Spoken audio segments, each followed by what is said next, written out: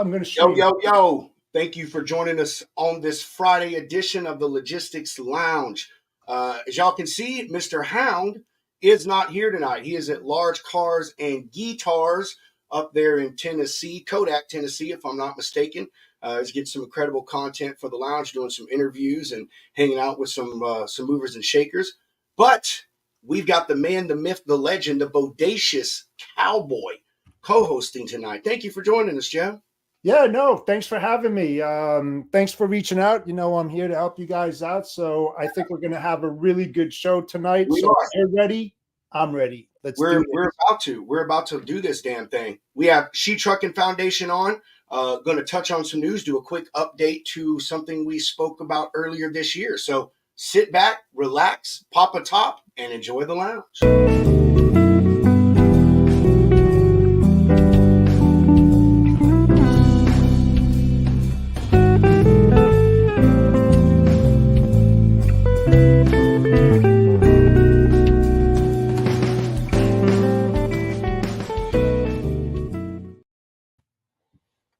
Jeff, Bromigo, how are you doing, man? How was your day? How was your week? You know what? The week went by fast, Pedro, and I'll tell you what, it was really, really good. No problems. Once in a while, when you have those kind of weeks, you kind of get to enjoy yourself a little bit more and dabble into other stuff that you just didn't have time. I know you know about that as well. Yeah. But, man, it is Friday. It's time to kick back. Am I working over the weekend? Yeah, I'm working over the weekend. But I'm not complaining because, you know, we're moving freight, and freight isn't that available right now. So if you're moving, you're grooving, you're making money, and you're paying bills. So that's good stuff. I know that's right, brother. Yeah, man. I got a few things shaking over the weekend. I got one more load I need to book that's going to be a pain in my ass because it's coming out of Florida and it's produce season and the rates have just so yeah, that's going to be a good time. But, yes, yeah. Day's good, man. You know, dealt with some ridiculousness earlier from an unprepared driver, but you know, is what it is. Situation got solved. They're on the road. The freight will get delivered tomorrow. And everybody will be happy. So I'm just glad to be here in the lounge, man. Chilling. Got some incredible guests that we're going to have on tonight.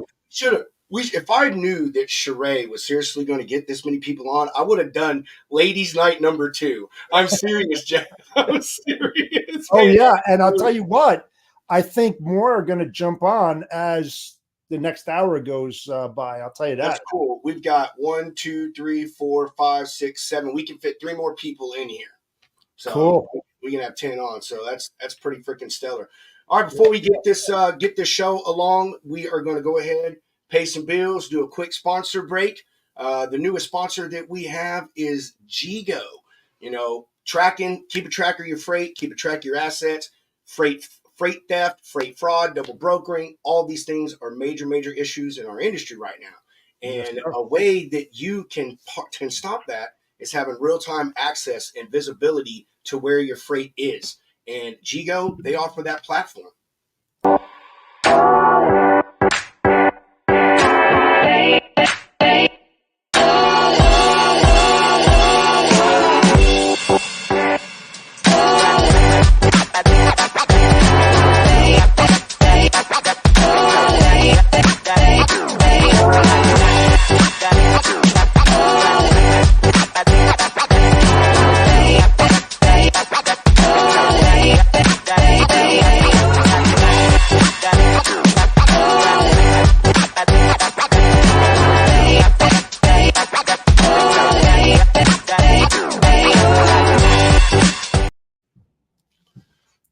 Man, dude, I've been sitting here jamming to my whole videos, bro, like in the background. I'm sitting here, I'm doing that, and, you know, I'm manscaping and grooming. I love it, dude. I love making the videos. The audio is my favorite part, man. I love the audio. Shoreline Capital. I don't think these fine individuals need any introduction. No more needs to be said. You know, half the people that come on the show do business with these folks. They are in charge of so much, take care of so many people. Shoreline Capital.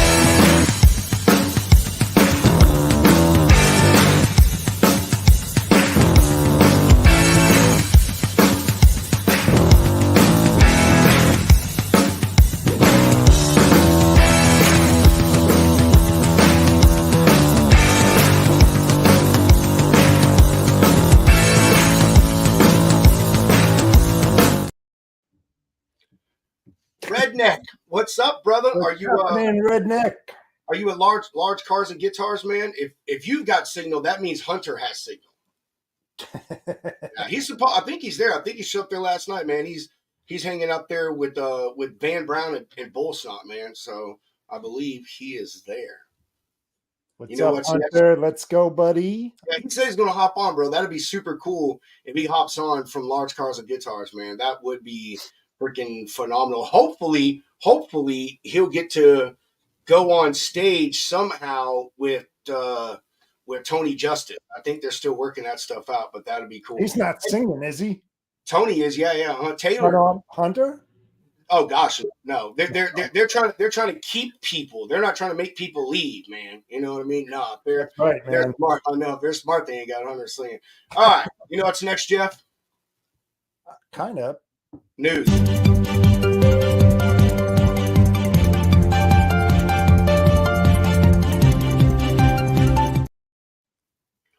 All righty, Spidey. Got an update to something we touched on earlier this year. Actually, an update and more charges. So we talked earlier this year about some individuals down in New Orleans that were being indicted for staging crashes with commercial vehicles, and then suing those people, filing false insurance claims, so forth and so on. So 2 people have been indicted in connection with the shooting death of a man who is assisting federal authorities in their investigation into a widespread scheme to stage semi-truck crashes in New Orleans. Ryan Harris and Giovanna Gardner have both been indicted on 5 counts related to conspiracy to use murder as a tool for witness tampering, said the U.S. Attorney's Office from the Eastern District of Louisiana. The 2 were indicted in connection to, and man, this goes back pretty far, man. It's nuts that it took them this long to figure it out. But September 22nd, 2020 is when they say that these 2 were involved in the murder of Cornelius Garrison. Garrison was shot multiple times at his home.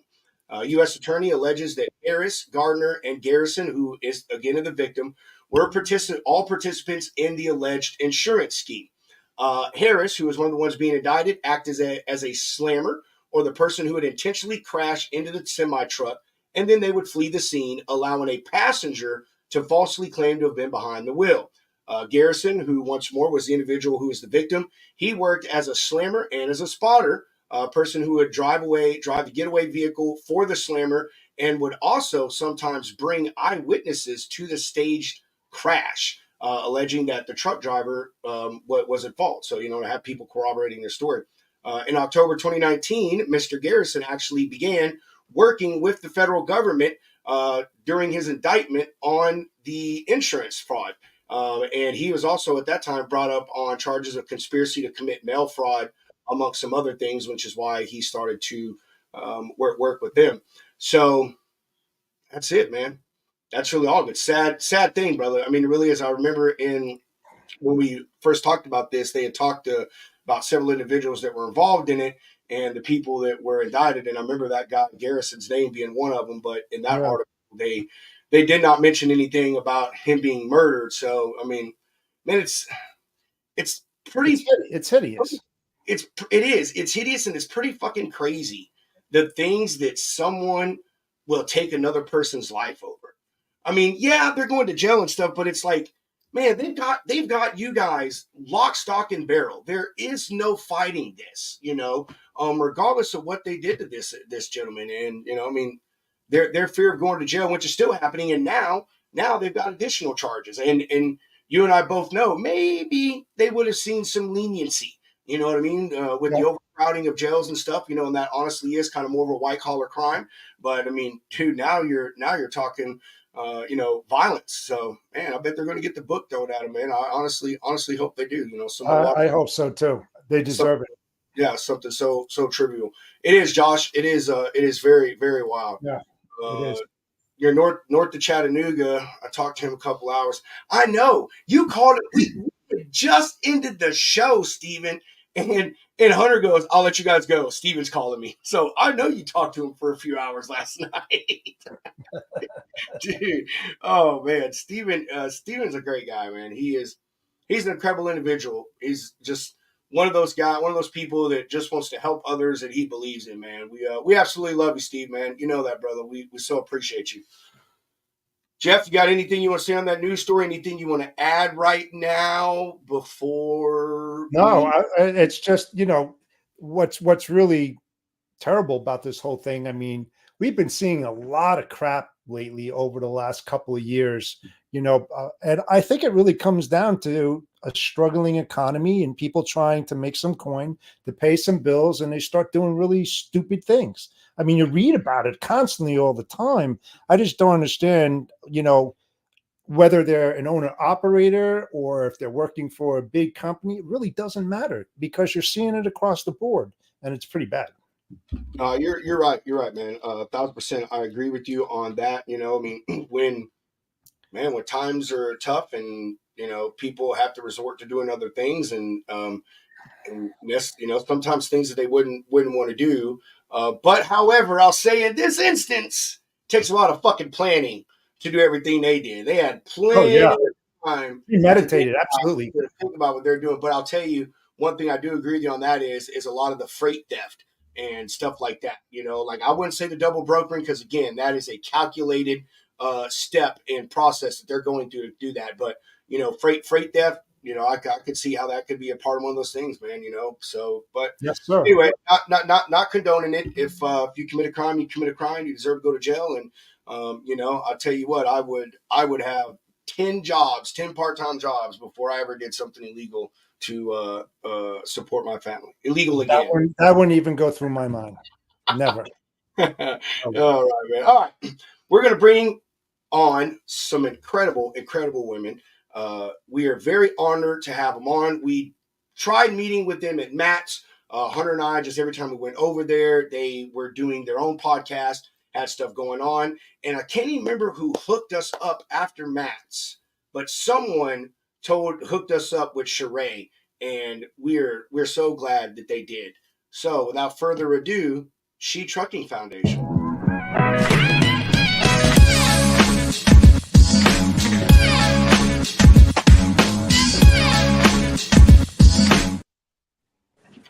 Told you, Robbie jamming the own stuff, yo.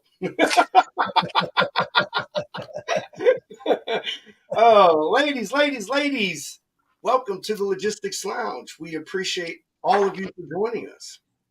Yeah, thanks for taking the time out of your day. Thank you.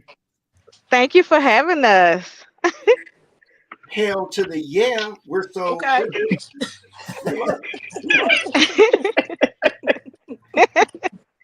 I'm here all weekend. Shows at 5, 7, and 9. please tip your waitress. All right. Which one of you wants to? Actually, we'll start off with Sheree. Sheree, you're the one that's actually right. Whole thing together. So the only question we ever have to start things off on the Logistics Lounge is, who is Sheree Moore? Oh, well, I'm a professional driver. I've been driving for 10 years. My dad is a driver. And my mom is a bus driver. I went straight trucking, like my dad. So, and my uncle. I am also the founder of She Trucking, which is a nonprofit 501c3 organization that is we almost at 30,000 women. We empower them and make sure they are successful in the trucking industry. Not just drivers, just all. Now it's transportation. It started off with just the driver community. It has grown into we got dispatchers. You're gonna meet some dispatchers. We got brokers. We have people all in the transportation industry. So, I've been CNN's Champion of Change. I was on the Women of Trucking Advisory Board for the FMCSA, which in the fall, the president will be announcing the new rules that will go into place for women in the industry to make sure that they're safe and that they continue to be successful in the industry as well, as we worked on it for the last couple years. And I also was on the Breaking Bobby Bones show. That's on National Geographic. just to name a few things. My my wife, I literally listen to that guy's damn show every single morning. Yeah, you He's gotta a radio. check out the show. I've seen the Breaking Bible Bones. It's good, but I'm gonna have to go find the one that you're on. I didn't know you were on there. I'm gonna have to go look for that I Yes, saw it. I'm episode number 7, truck star, and I'm teaching Bobby how to drive a semi truck. So I'm actually one. teaching him here in Chattanooga, Tennessee. I am gonna so shove that in my wife's face. I am so like she loves him. We're from Central Texas, and Bobby Bones. He's actually a radio guy, but he started here in Austin as the morning person for Kiss FM, and so yeah, we've been following a long time. My wife loves that guy. I'm so gonna shove that in his face. I'm like, yeah, yeah. One of my homies has met him directly. What you got now? Yes.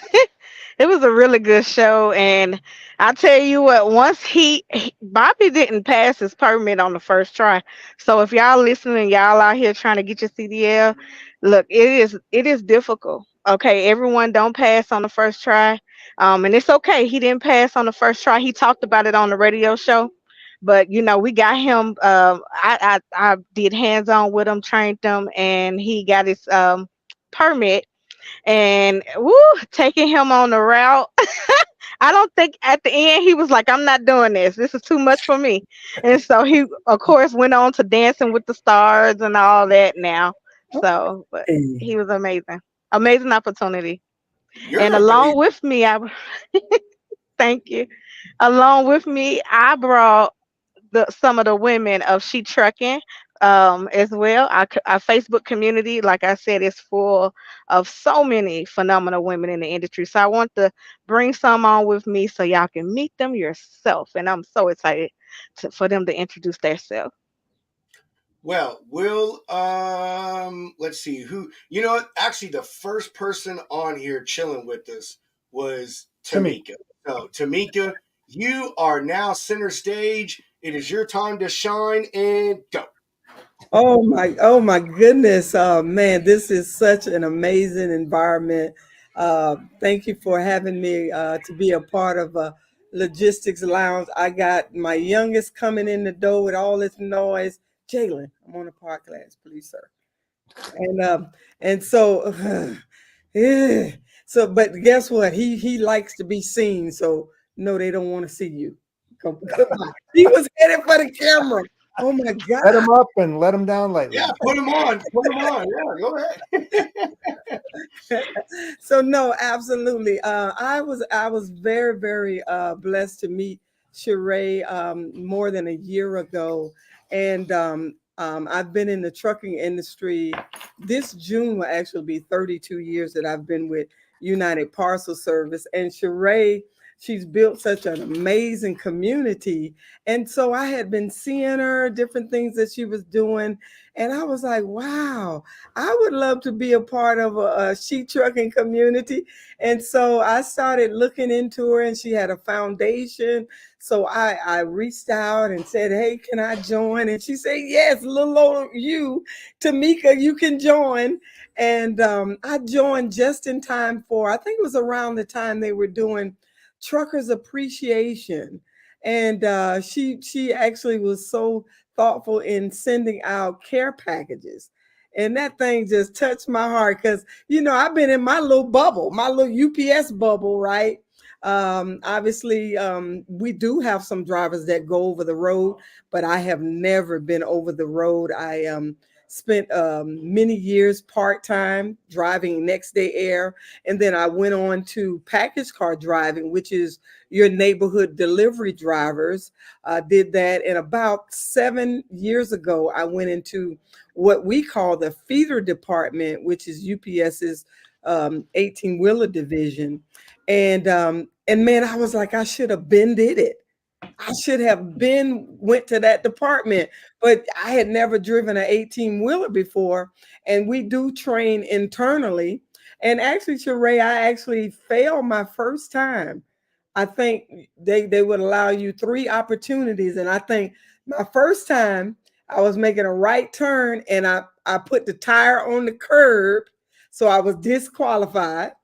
The second time I think I shifted gears over the railroad track, but I think in that same week they changed that rule. And then the third time, I actually couldn't put the thing in gear at the red light, and he disqualified.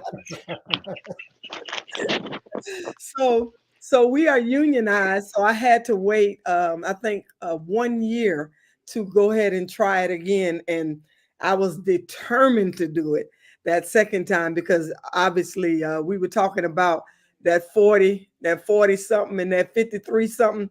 I could not continue to deliver in the neighborhood. It was actually taking a toll on me.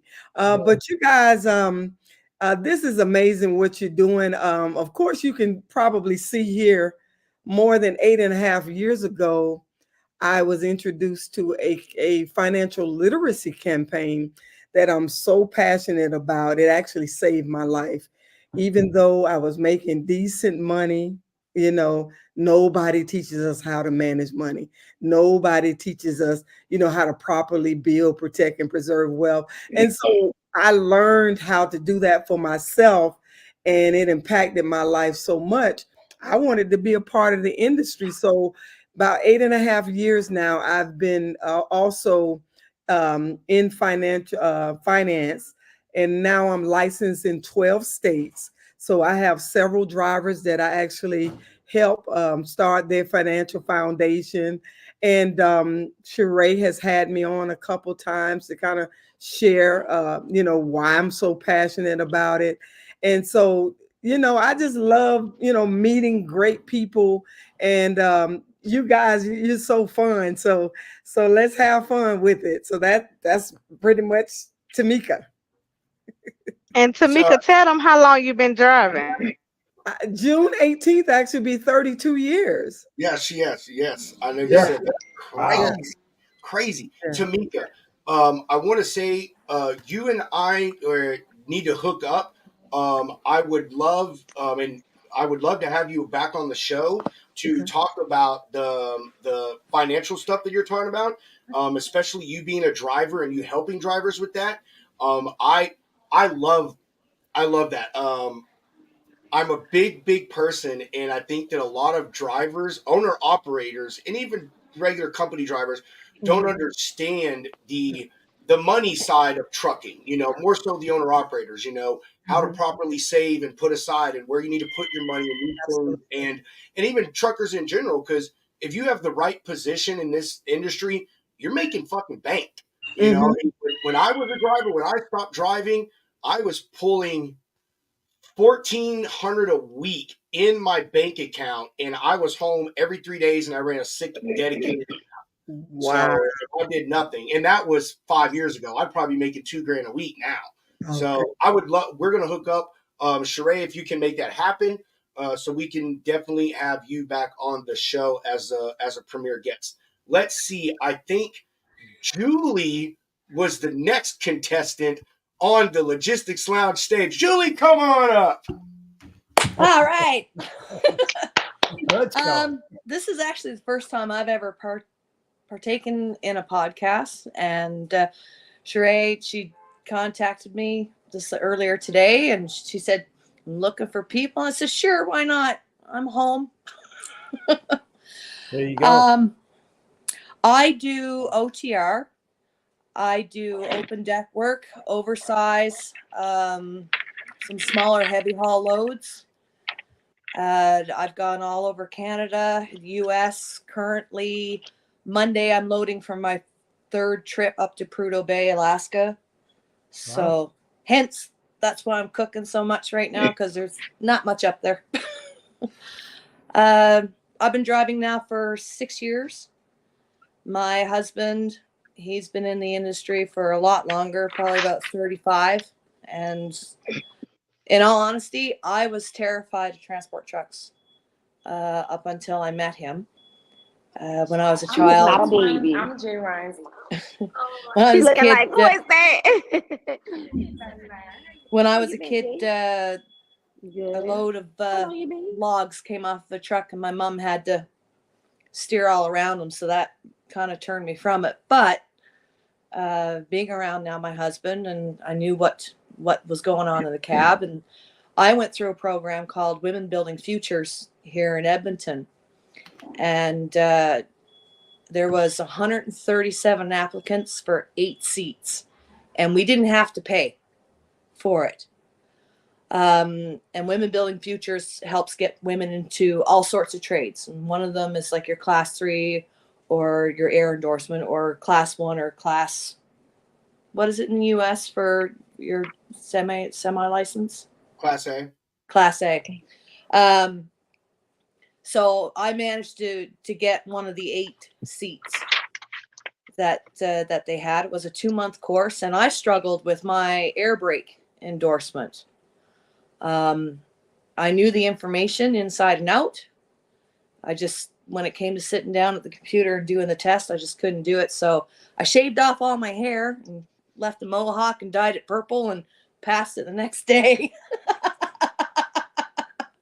Her plan was distract and pass. She's Absolutely. Like, they were so focused on my hair. But I started off, I don't know, some of you guys are in the Chattanooga area, so you see those big tires going through? Oh, yes. That's what I started hauling right off the hop. I would bring Wow. lumber down, and I would go down to Lexington, South Carolina, load those tires, and bring them back up into Canada. Wow. And it was the same thing all the time. So I thrive on change and a challenge. And I moved on with Towtran. They do windmill projects with the blades and that. Oil field stuff, which is currently what's going on up in Prudhoe Bay, and just lots of different things. Every run is different, and I like it. So I just wish I would have got my license sooner instead of at 44. We're gonna have to get you on the show with Gord McGill, and we know a guy, Kerry, that we know through Taylor. He was an ice road trucker. So all of you are Canadian truckers. We're gonna have to get all of y'all on the show. Like, dude, hey, I'm telling you, Gord and that guy Kerry, they've told us about Chris, I'm sorry, have told us some crazy stories about how y'all be rolling up there in Canada. Okay, like y'all, you need to keep that wildness up there. Don't you be down bringing that craziness down here. Oh, come on, it's Keep it fun. over there. And shout out to Carrie Hall. Shout out to Mr. Carrie. We love you. Yeah, Carrie, thank you. It is Carrie. It is Carrie. Yes. We're trying to get him on the show. He's so busy though. But yeah, we got a mutual friend. We actually talked to him at Matt's. Is where we met him. Man, Matt's is such a credible place to like network. Like that's an incredible place to network. Let's see. It was Rolanda. Look at you up there with that still face. Oh, no, you're not the model no more. Look at that. Center stage. That's it. Put her on the spot. Put her on the spot. Johnny on the spot. Rolanda on the spot. Let's go. All right. Why you want to do me like that? Well, I started 21 years ago, on and off. Yes. Got my license. I was like 19, 20 before I could even leave the state. I got out of Louisiana. I haven't met Sheree in person. We were so close. Remember when you was in Houston and I was in Beaumont? We was close. Yes. We're gonna get it. We gonna get it. But I've been with her since she first started this she trucking. But we haven't met yet, but we're gonna get it together. So what? Two what kids kind of, running. What kind of material do you move? Right now it's pretty much everything. I just left the mail industry a year ago. I was doing that for a couple of years. Might think of going back there. I did Walmart, Target, Cons, everything. Containers. Just no tankers and flatbed. I did reefer, I did all that. And what do you like the best? Container, actually. I do. I miss that. Pulling it I from did the that port? in Beaumont. Yes, sir. That's what's up, Nice. man. It sucks Hunter's not on the show. My co-host, my actual co-host, he's a huge Dre guy. He would so fucking geek out with you on some container work. He loves that stuff. Yeah, we pull a lot of stuff out of Savannah, and also New York, New Jersey, and Houston, and LA, LB, Portland, Seattle, just to name a few. Yeah, I ran out of Beaumont to Houston every day. Houston is hopping It is. right It's now a hopper. on the Dre, man. Like ever since COVID, man, when LB started backing up, they had all those ships waiting, and everybody started coming over, and everything was getting funneled to the other ports. Man, there's been a lot of funding that has gone into the Houston ports. Like I think last year they got 260 something million so they could buy a couple more cranes and dredge out deeper so they can have larger ships in. I think I just read something else that they got 100 and something million for infrastructure to help with the influx of freight that they're having and stuff. So man, Houston's hopping with the containers right now. Yeah, they took a lot of the percentage from Long Beach and LA when they were hurting, and they were up like 24% at one time. And then New York, New Jersey was the number one for a little while. But now we're starting to see the sway based on the data that's now going back to the West. So they're starting to pick up a lot of volume now, and it's gonna continue moving that way. But still, Houston is very strong. It is. It's absolutely amazing. Continue, Rolanda. I know you're trying to be short, but you ain't a lot in her, man. that shit. No way. We ain't gonna let you do that. So come on, like again, Give it up. Let's who go. are you?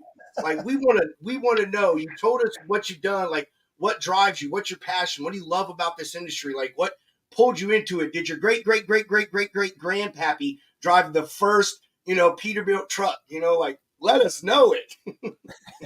I am 42-year-old single mother of 2 girls. My dad drove trucks, and I was like, why not? I can do this. I had a lot of people that try to discourage me. How about it's hard? You won't pass. I passed on my first try. I'm like, well, I wasn't trying to discourage me, but it is what it is. That's right. They tried. Just want to say she purposely said that she passed on the first time just to fuck with you. I just want to know. Ouch, man. No. Keep that back a little bit, be a little modest, and then all of a sudden, boom. Let your light shine, Rolanda. I mean, they had people that tried to discourage me, but I'm like, why? But it was, I got it though. So let me ask you this, very important, right? What was the biggest obstacle that you had to go over as a woman getting into this industry that you can say that will help other women who are trying to become truck drivers, get their CDL, trying to get their A qualifications?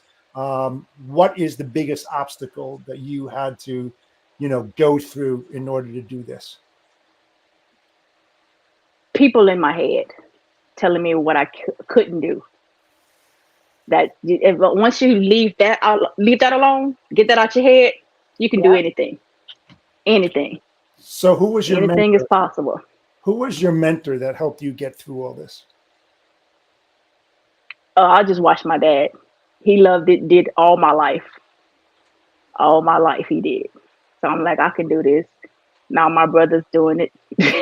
So trying to get my other sisters, but they not having it. Did you do a ride along with your dad? No, I used to ride when I was younger, like in high school. I would go with him to Houston a lot because he did Houston a lot. And I would just be in the backseat just looking, watching. And being amazed, like, how could you drive this big thing? But now I'm doing it, so. And look at you. That's so awesome. That's incredible. Right? It's awesome. Oh, you know who's next?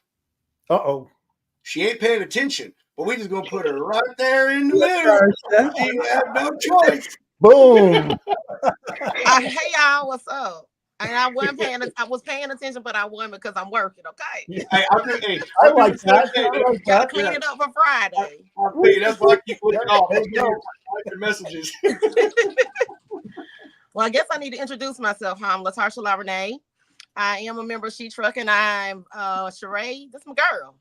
That's my dog. Okay, I met Sheree through a family member of a family member, and we've been tight ever since. And that's when I realized who she was and the She Trucking Foundation, and I was interested. I actually,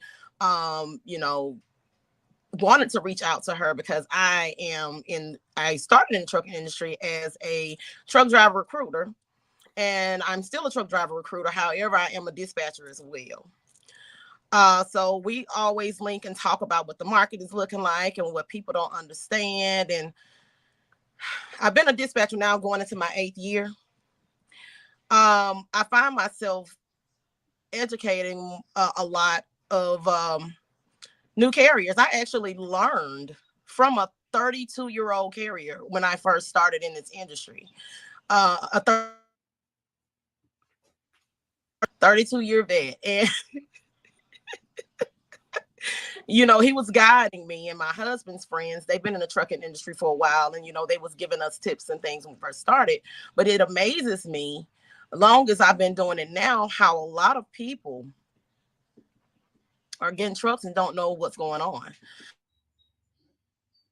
Familiarize myself, and also been doing compliance as well. Trucking compliance, because a lot of truckers now, not the older ones, not the ones that's been here for a century, but the ones that's stepping in, I don't know. I think they're getting this $1 million thing. I think there's a lot of people saying $1 million, earn $1 million in the trucking industry, earn $1 million as an owner operator. And I'm like, do you have a fleet or something? Like, what? What's going on? So I found myself, and I love it, but I found myself doing a lot of educating and letting them know, look, you just went and rented this truck and you have no idea what's going on out here in this market right now. You don't even know how to move. You don't know where to move. You don't know what's going on, but you want to make $13,000 a week locally. I mean, it's crazy right now, I mean, I'm like, okay, unrealistic, but hey, I can't do that. Go find a dispatcher who's lying to you, whatever. But anyway, I love what I do in stations. I love talking about the market. I love being a part of She Trucking because it educates throughout. I mean, from truck drivers to, like she said, brokers. This is just so much within the community, and shouldn't nobody be lost.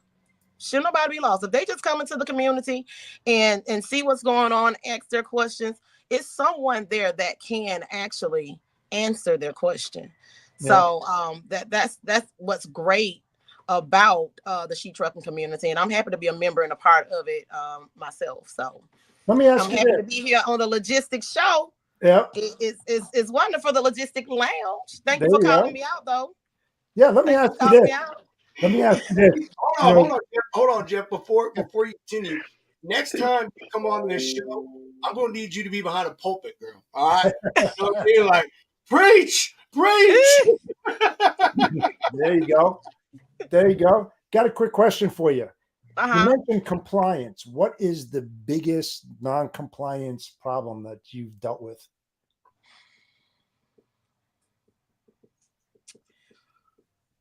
They don't have all their information together for their IFTA registrations.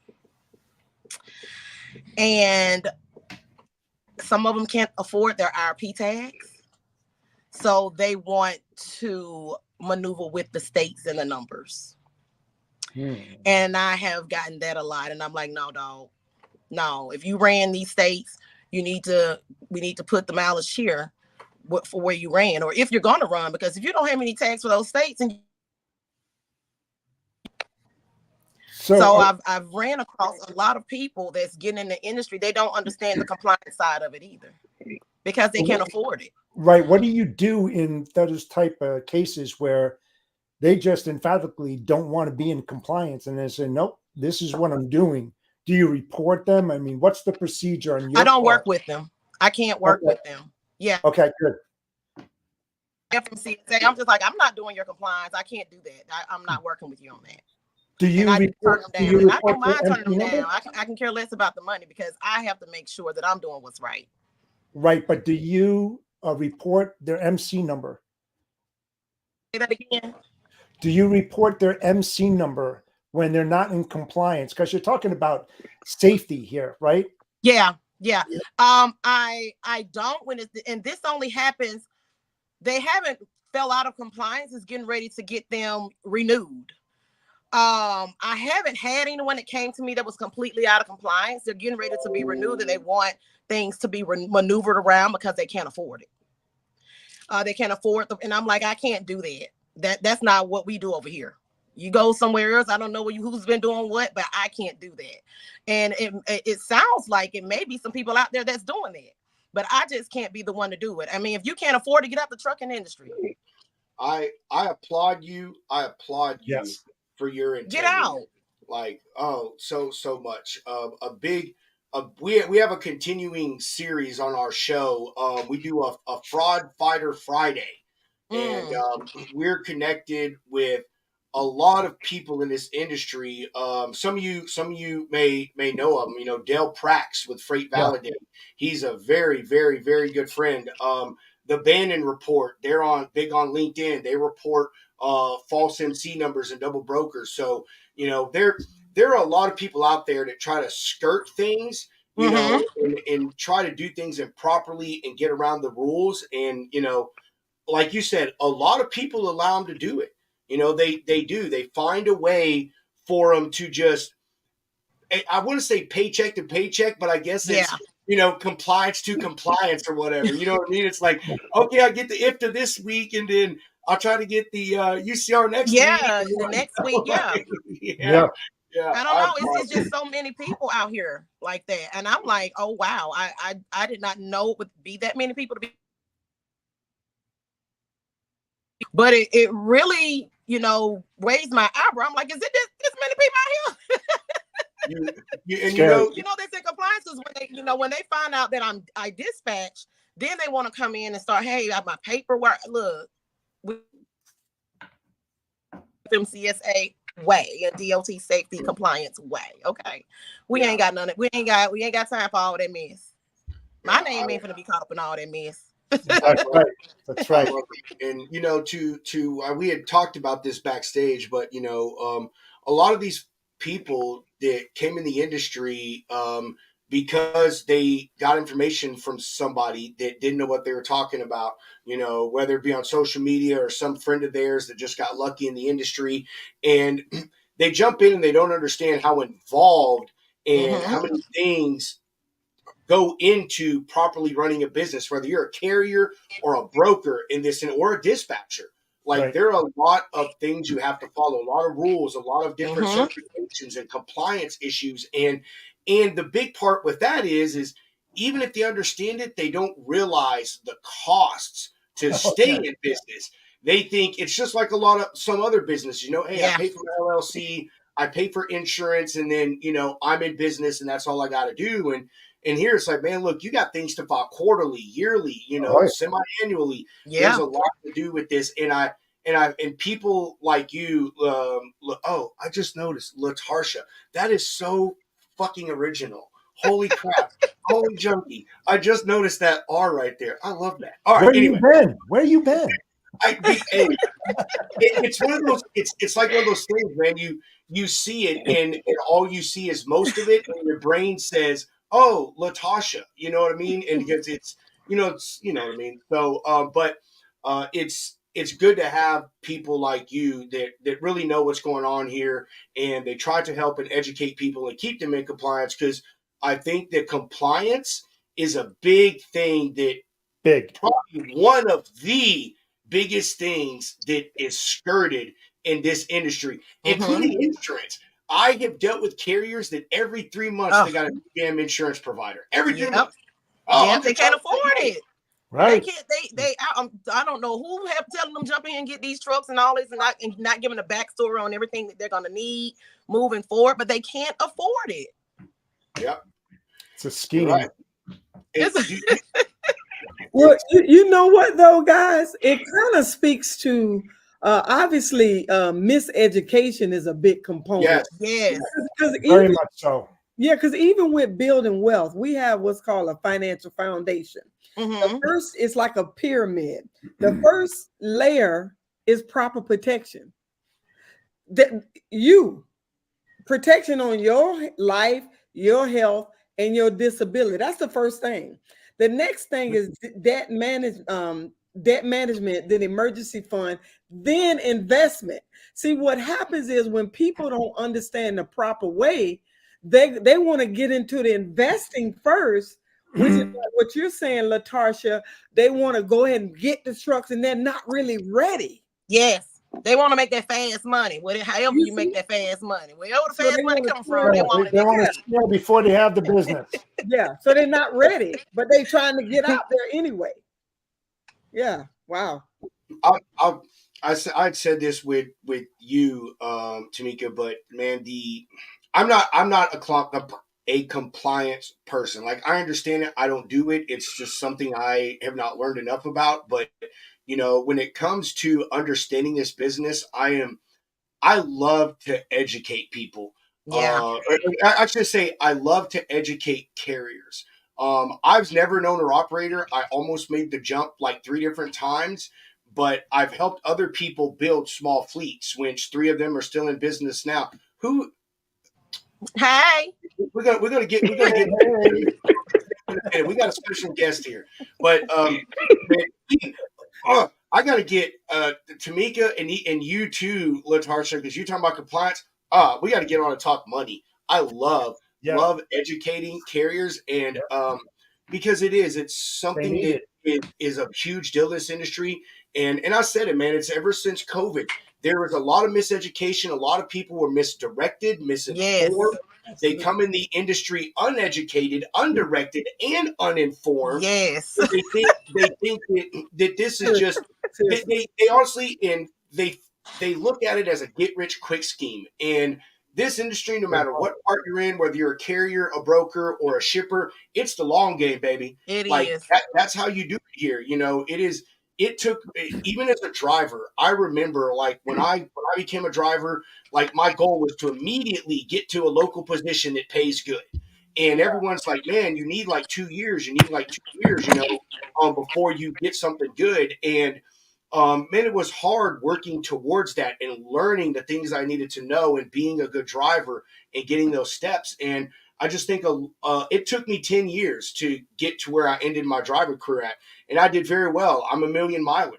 And so, I think a lot of folks come in here now and they don't want to put in that effort in that time and service, like you, Tamika, like you, Rolanda, as far as being drivers. They don't want to they want to take the shortcut, basically, is what I'm trying to say. So. And it's a deadly shortcut. And one of my really good friends said this, and it really resonated and should resonate with everybody here.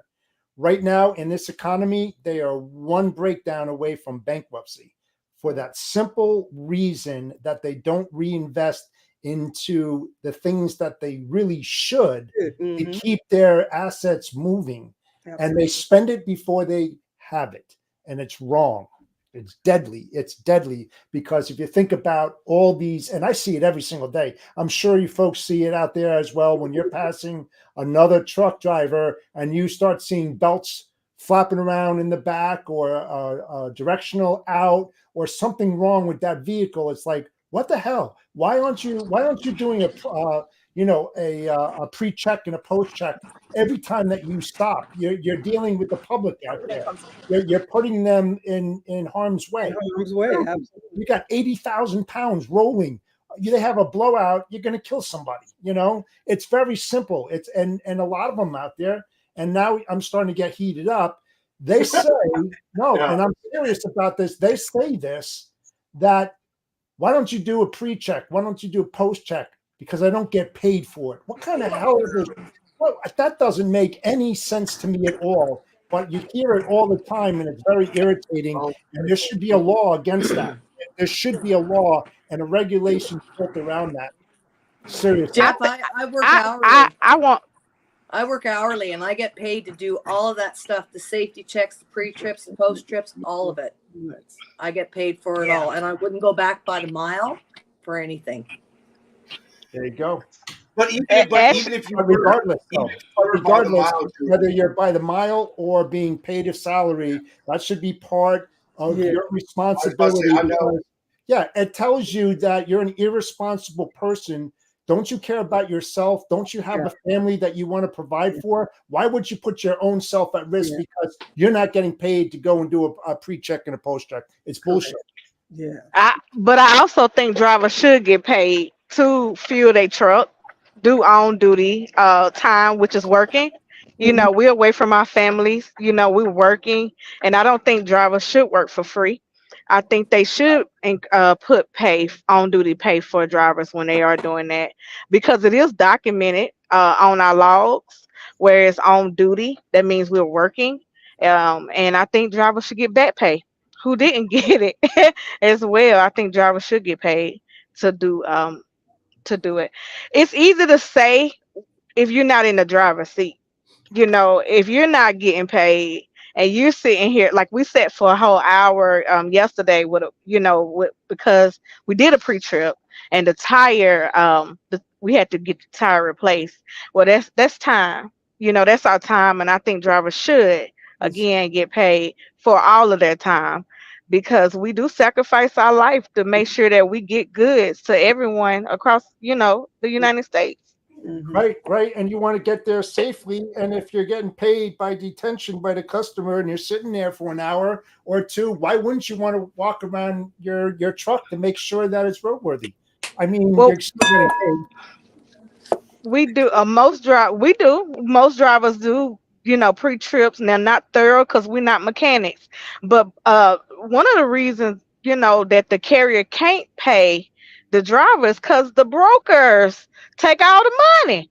And so, if y'all, if brokers, if you listen, I know this is the logistics lounge, so this is a safe place for me to talk to y'all.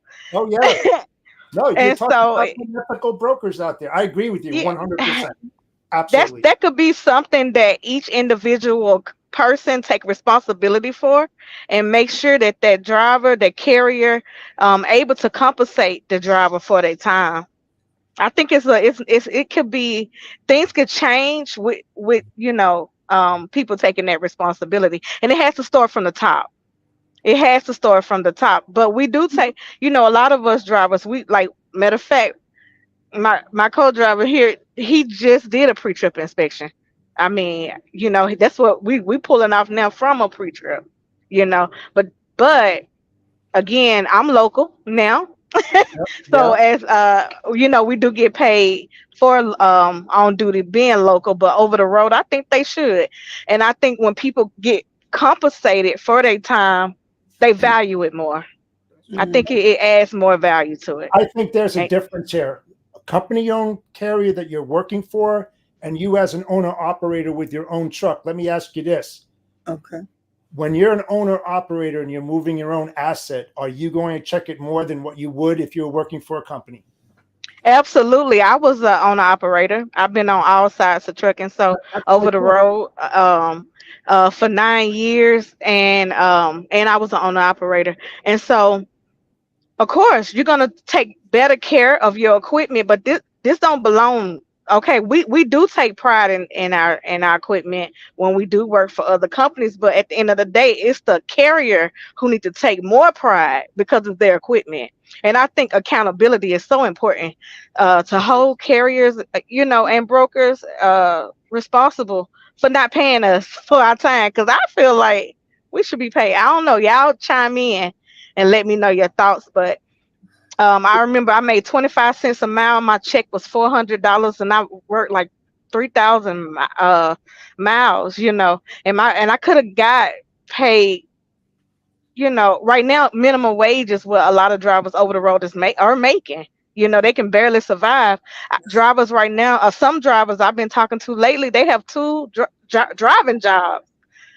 So it does need to be some, other policies in place. because what obviously it's not working all these years. So in order for it to work, it has to change, you know, and they need that on duty pay. And Hey, Pedro, put up Direct Expedite's comment there if you would. Do you know who that is? I know who that is. I do. Absolutely. So I know. Dale, You know who that is? yeah. So Dale's got a good point here, right? And here's the unethical part about this.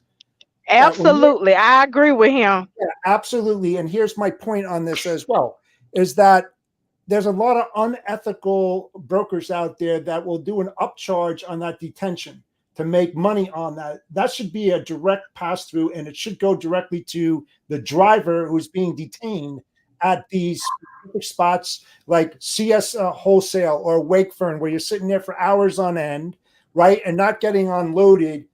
That driver should get that money. Period. End of discussion. Mm. Mhm. Is there a national? Obviously, I work for a company that has a bargaining union in place. Is there a national, union for owner operators or something? No, it's illegal. It's illegal for owner operators to form a union. I will not get into this. Okay. But there's some people out there right now that are trying to do it, but it's illegal. Do not quote me on the law stuff because I'm not a law. But Okay. to form a union, everyone within the union has to be considered an employee. So unless the owner operators all in the country came together and formed some kind of co-op LLC, and then they all became employees of that, they cannot form a union. Okay. But you do have organizations like OIDA, OODIA, who you know really fight for the owner operator. Worthless. And take your fucking money and do nothing for you. OIDA is bullshit. All these other, if they take your money and do nothing for you, nothing. Well, I have friends that have reached out to them and they do squat. Any organization that makes you pay a ridiculous fee as a carrier, you're basically holding them on retainer. That's what they are for you. They're like an attorney. And then well, I was a member. I hate to cut you off, but I want to speak facts.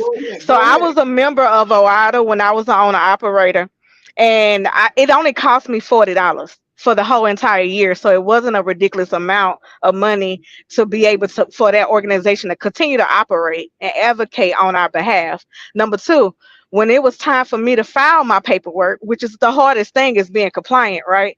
They really help with compliance. I mean, most of it was already included, or even $20 was like the most I even paid, okay, for something outside of the membership. And they really do go to Washington and fight on the behalf. They fight for freight broker. What is it? What is it called? Yeah, they fight for they speak up, and that's the thing. They speak up for the owner operators, and I can't let you downplay that organization because I'm a proud member of OIDA. Todd Spence is 50 years old. They have been there for 50 years fighting on the behalf of owner operators, and so I really appreciate what they do in the industry. All I'm saying is there's other organizations. This isn't me as a broker. I would never join a broker. I would never be a part of TIA. I don't need you to talk for me. I can find enough people to come together for free and speak. But I mean, again, that's just my personal thing. That's my personal thing. That's how I am on a lot of organizations in this industry. They take money from carriers and they don't they don't spread that equally amount for everyone that's involved in those organizations. And so I'm just not for stuff like that. And honestly, this is me. Have you ever been a carrier before? Huh? Have you been a carrier or owner operator? No, I haven't. But I have helped several people. So go ahead. Again, experience is everything. Okay, I pride myself when I say experience that shows, because as a member of OIDA, I've gotten my money's worth. It was only a $40 investment. Okay, and to be honest, in order for organizations to run, it takes the community to come together to be able to even just as She Trucking Foundation. In order for me to do the things I have to do, it takes people to invest time. We ask to invest things so we can be able to give more. And like I said, I've seen the work that they have done. I see the work that they have done for my trucking company when I first got started. And you couldn't, when I first got started and became an owner operator, this was before, I'm not a pandemic baby. Okay? So it wasn't any courses that I could take. It was, you couldn't go on YouTube. And so once someone told me about OOIDA, I was able to call. They are very nice and friendly. Once you call them, that I love that about them. They very helpful as well. And they get your paperwork right for a little cost, a small cost, because people charge $2,000, $3,000, $5,000, and that's what puts your trucking company a lot of times out of business when you're trying to start up. But OOIDA don't do that. I again am a proud member of OOIDA, and I'm not gonna let you talk about them like that. And that's all I gotta say. Okay, so hold on a second. Let me just say one I thing. will, Let me just I say will one shut thing. and I will shut up because you know what? This is your show, Sheree. I'm gonna just get off here right now. Sheree's gonna run the show. Sheree, all the things, and I'll play. No, Hey, we love hey, you, Robert. You just stay, but I want you to no, speak facts when you're no. talking because I wasn't giving any specifics. It's just an opinion. That's all. All right, so let me just say You something, guys, Roberto. yes, I'm an opinionated person. But if I know something for No. sure, I'll tell you facts. But and I just want to say, I want to make a differentiation, if that's the word, between something like them and you, Sheree. You guys are different. Like, to me, that's something completely different from any type of other organization. So I only say that because I don't want you to feel that I would group or loop you and She Trucking into that. So moving on you from could. Sheree biting my head Let me off. just say one thing here. One thing. Let's all agree to disagree. That's it, Seriously. man. That's Hey, it. All right. We have our own. That's it. That's it. That's it. Agree to disagree. It's And okay. move on. That's the great. Really, at the end of the day, it's just perspective. You're right. Everybody Yeah. got their own perspective. Somebody may have a great relationship with someone, and you might hate their effing guts. Right. It's okay. That's all it is. That's But all it is. also in trucking, you can't believe everything you hear either. That's correct. You got to be talking to the right people, getting the right resources, getting connected to the right people. And what we got right now is a lot of chat. No, the people who really know trucking, the people who run 100 trucks, 40 trucks, them the people that's not on social media most of the time. Right. You don't get. And so that's the thing. It's time for, this is the year of truth. And it's time for that love for trucking to come back, right? I love trucking. I love it so much I tattooed it on my arm, a whole semi truck. I love my carriers. I love my I got it on my arm and my leg too. Wow. Exactly. Wow. I can You say got to take care of the people. if Take care of you. if I was able to go back to driving, I would. I would have been a driver the rest of my life. I absolutely fucking loved it. To me, there was nothing like cruising 65, 70 miles an hour down the highway, with 70, 80,000 pounds. And I mean, just, I loved it. I did. I did have my radio full fucking blast, and I was the guy who would put, speakers in my truck because I'm an audio guy. And man, there's nothing like it. Nothing like it in the world. Sitting there talking shit on the CB. I don't even know if they use CBs anymore, man. God, I miss it. I would still be driving today. I love. Hey, y'all. The reason why I keep trying to sneak this special guest in, because this is my daughter that has her CDL. She's a member of She Trucking. She got her CDL about 2 years ago. But guess what? She's now a CSX train conductor and in Oh, the lead spot to drive the train. hey, man, that is. I'll tell you, There you go. we talk about the Awesome. hard life that drivers I have. can't hear anything. A friend of mine who's a train conductor. They have some engineers, train folk. They have some. Sometimes you got to get these people told. Yeah, they have some, He ain't gonna invite me on his show. No. Now we've got to have a train show now. Yeah. they do they do, man. Folks, train engineers and stuff. They're out there a lot too, man. You know, my buddy yeah. when he first started, he had to travel. I don't know who's out of Temple. Where I'm near Temple, Texas. I don't know who. I can't remember who pulls out of here. But when he first started, like, dude, you're at the bottom of the scale. That guy had to go anywhere, anytime, be gone for any length of time that they said that he needed to be gone. And it was just like being an OTR driver. And I mean, Yeah. it sucked. The only worst part about it is when they went to a spot, a station, they had to hope. He had to hope that they had a terminal van so he could leave and get food and not eat out of like a vending machine and stuff. So, hey, props to you. You know, you're still moving freight across this country, and Yeah. that's a hard life. A lot of folks don't talk about, man, is being on that train life. Oh yeah. Yeah. Yep. Absolutely. So, Jeff, you asked a wonderful question. We haven't got to ask the rest of them yet. Take it in.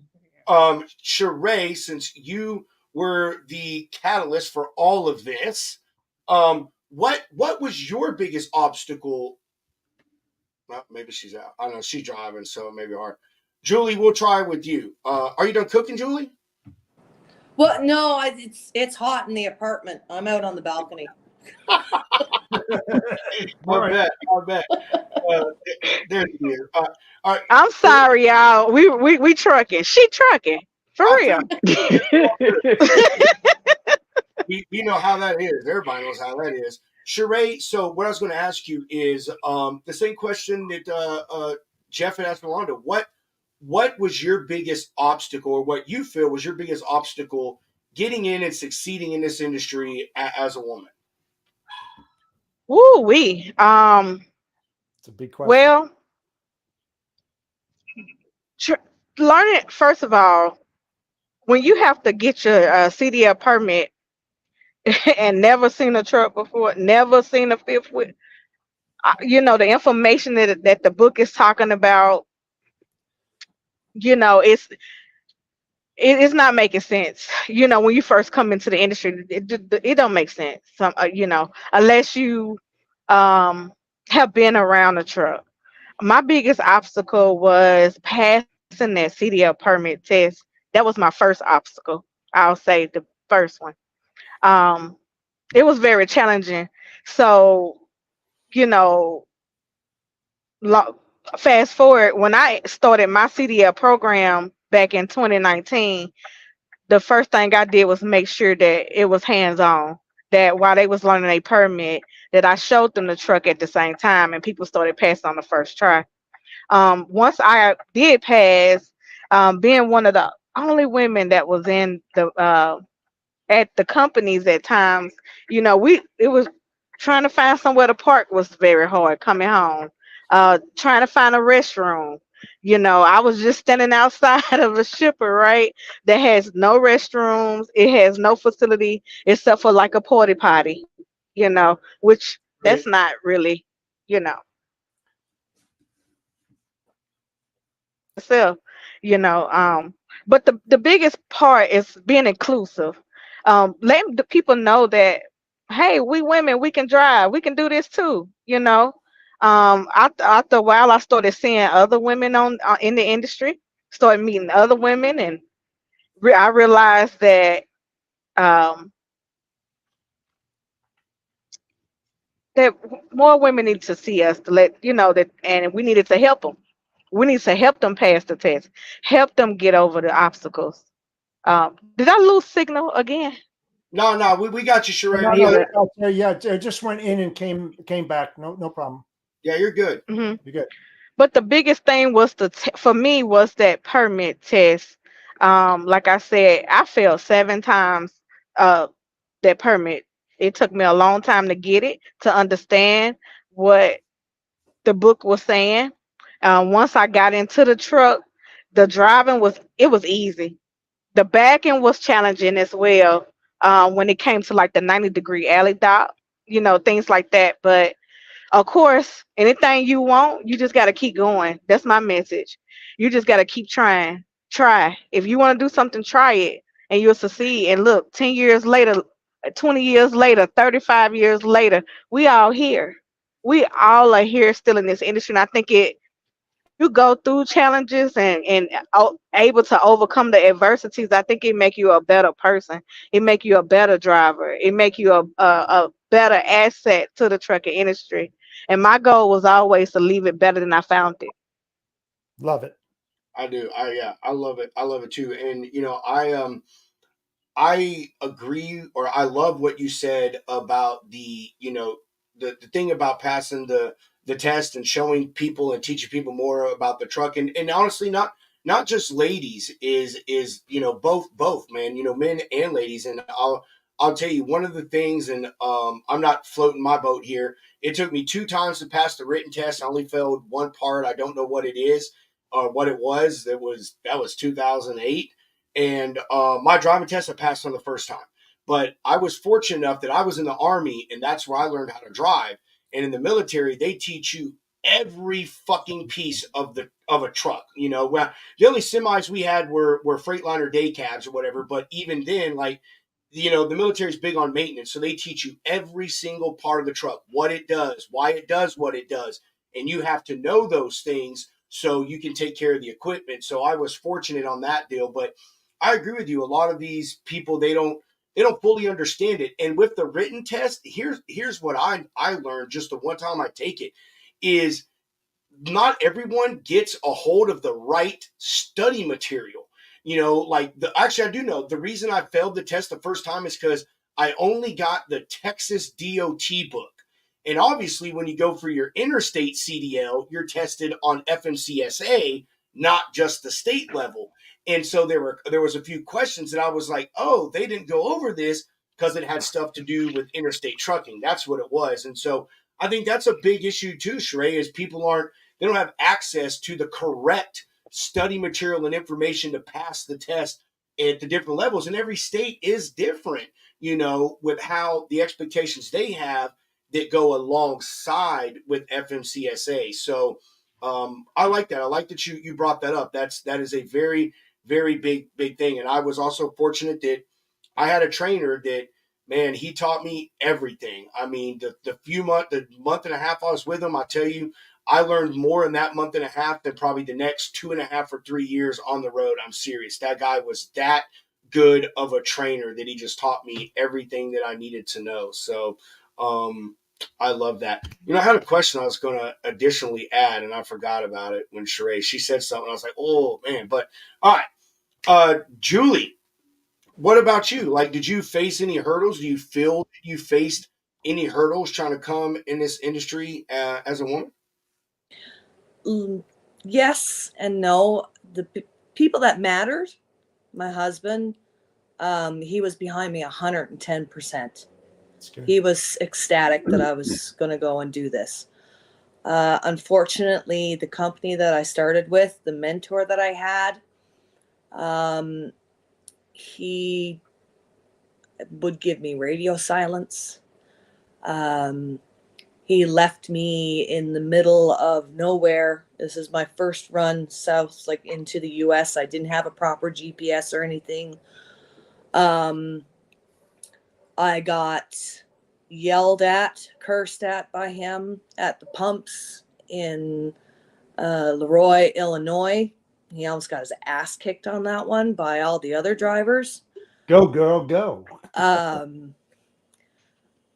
It's people who don't think that women belong in the industry. You have to have a very thick skin.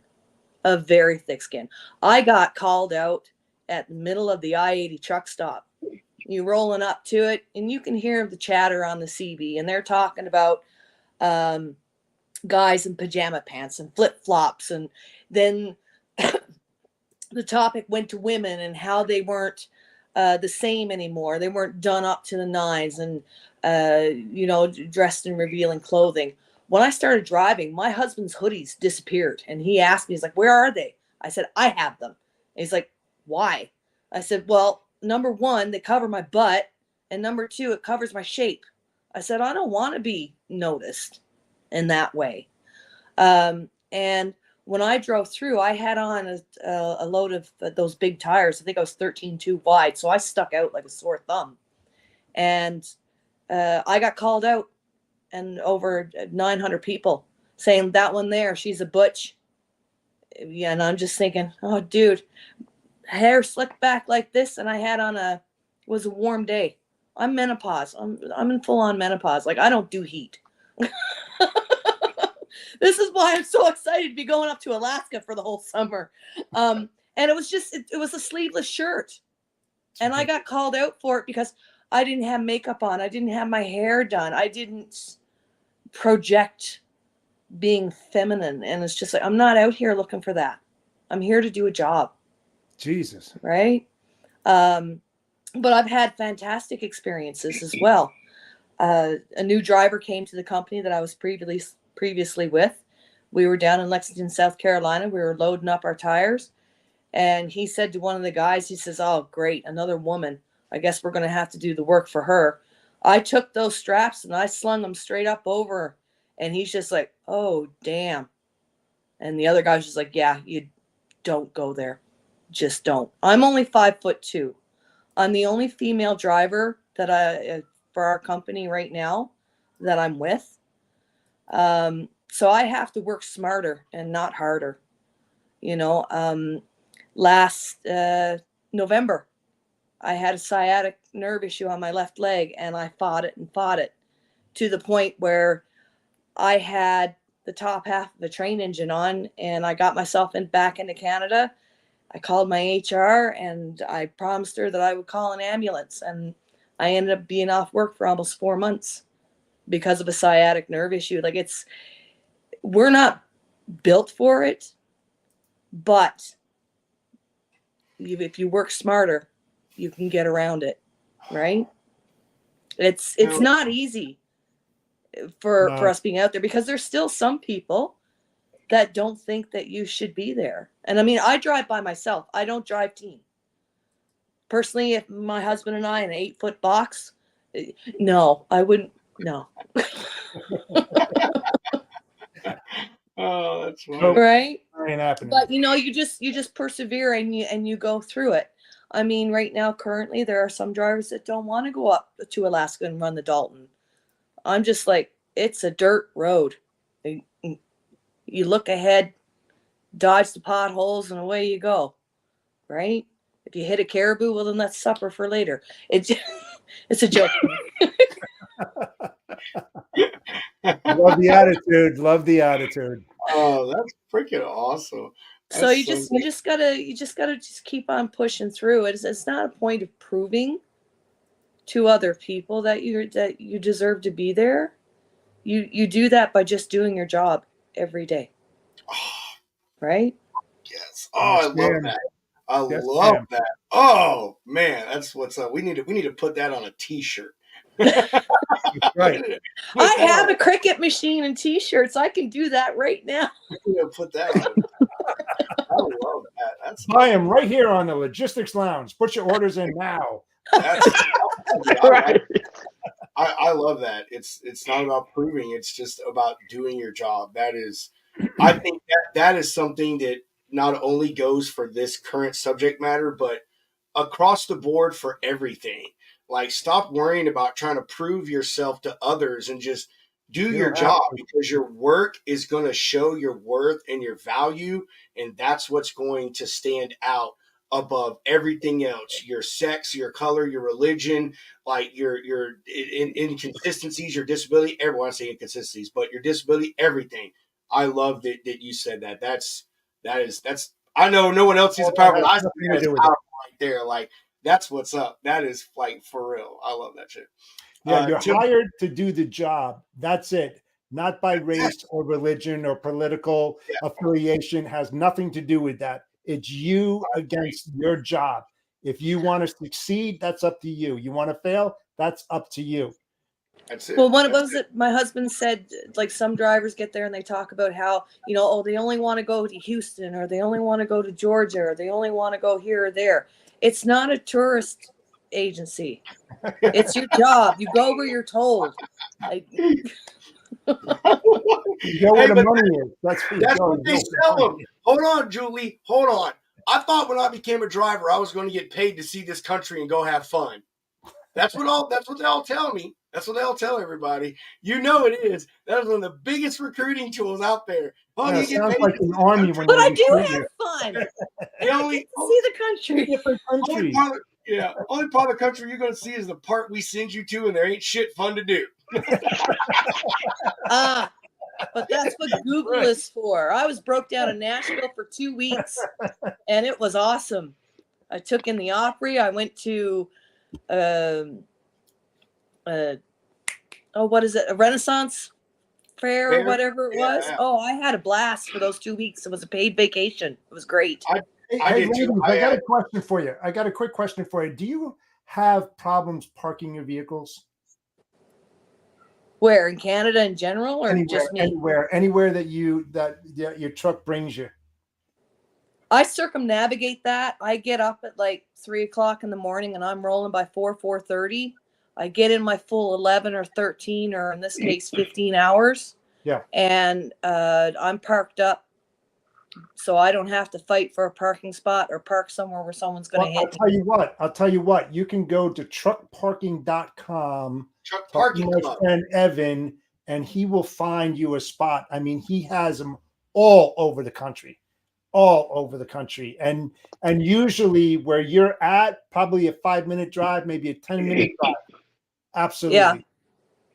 Well, our U.S. office is in Conroe, Texas. Oh, yeah. So- So I'm talking about Texas, baby. Yep. That's But fucking- normally we travel kind of the same lanes, so I know the places that I go, and I try to tend to stay at the same truck stops. It's a safety thing, right? Because you get to know people, right? Mhm.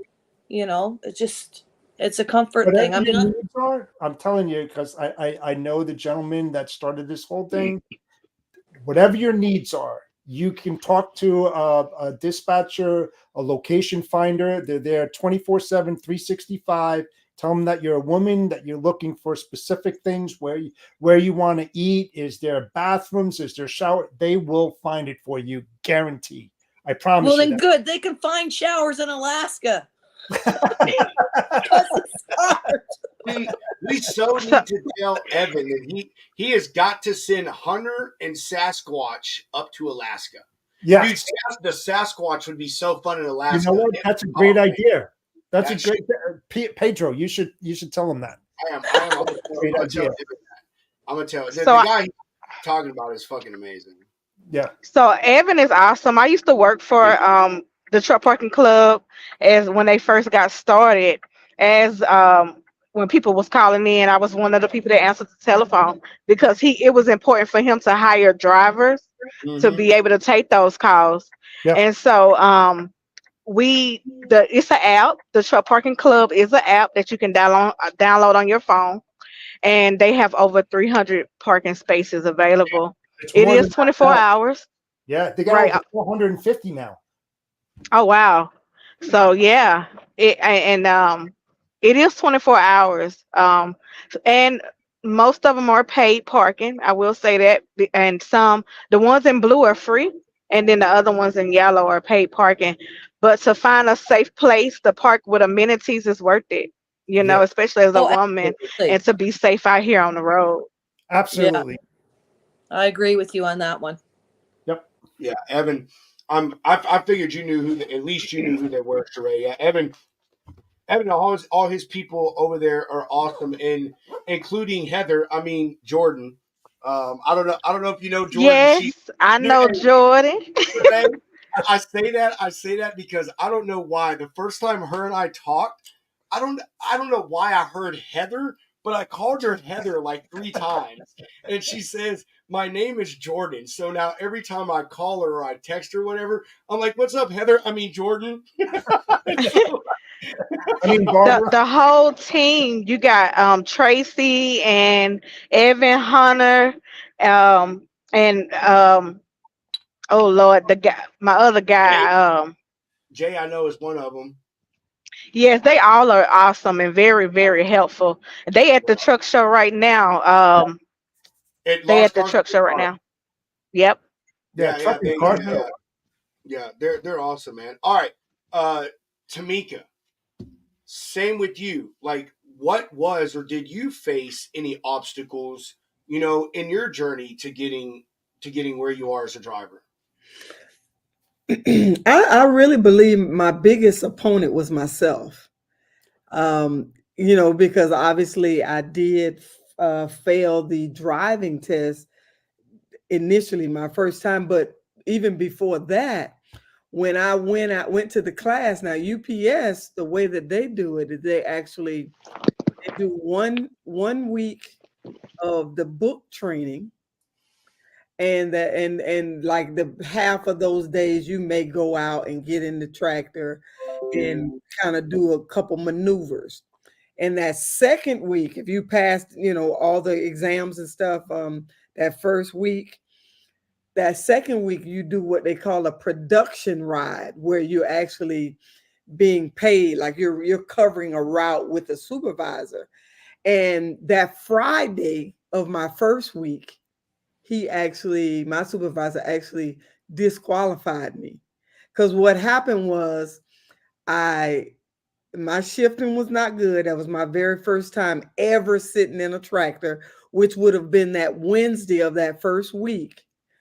And I did have an incident at a red light where I put it in the wrong gear. But because I had been a UPS package driver, which is a professional driver also, obviously I didn't hit anything. I was able to stop on brakes, and as soon as I realized I had it in the wrong gear. So maybe that was a strike that he looked at. My shifting was horrible. And then what else happened? I think that was it. That was my two little strikes, because I actually parallel parked the 53 footer my very first time. That first week when it had us doing little maneuvers, I parallel parked it the first try. And so once he disqualified me that Friday, because we're unionized, I was able to file a grievance, won my grievance, which means no, she gets to get back in the seat. And so that's when I went and did the training with a different supervisor. He rode with me 2 days and said, no, I think you're doing just fine. You're shifting. Everybody's shifting ain't that good, and so I end up failing those 3 driving tests. But I think my biggest opponent was myself, because what I had to get out of my head pretty much, because I had been a professional driver. So I knew all of the, CNI habits and stuff, all the different methods. Is just getting comfortable. I was definitely able to keep the tractor in the lane, and I wasn't swerving and all of this kind of stuff. So it really was about me, because think about how many years UPS been around, and that they really just give their drivers 2 weeks training. So it's really an on-the-job training type of thing. If you get the concept of keeping it in the lane and turning properly and stuff like that, and shifting, is really an on-the-job training, because they've been doing it very successfully. I think UPS considered the safest drivers on the road, and a lot of companies use our space and visibility training to train their drivers. So it was about me. It was really, to be honest, it was more about me, and just getting out of my head about it. I did have a couple people kind of tell me, as far as, I think somebody mentioned, Julie might have said something about some of the challenges. I had a driver send a group text and said, be careful out here. A lot of people don't like that we're out here. So she was speaking directly to women. And but other than that, I love it. I wish I'd have did it sooner.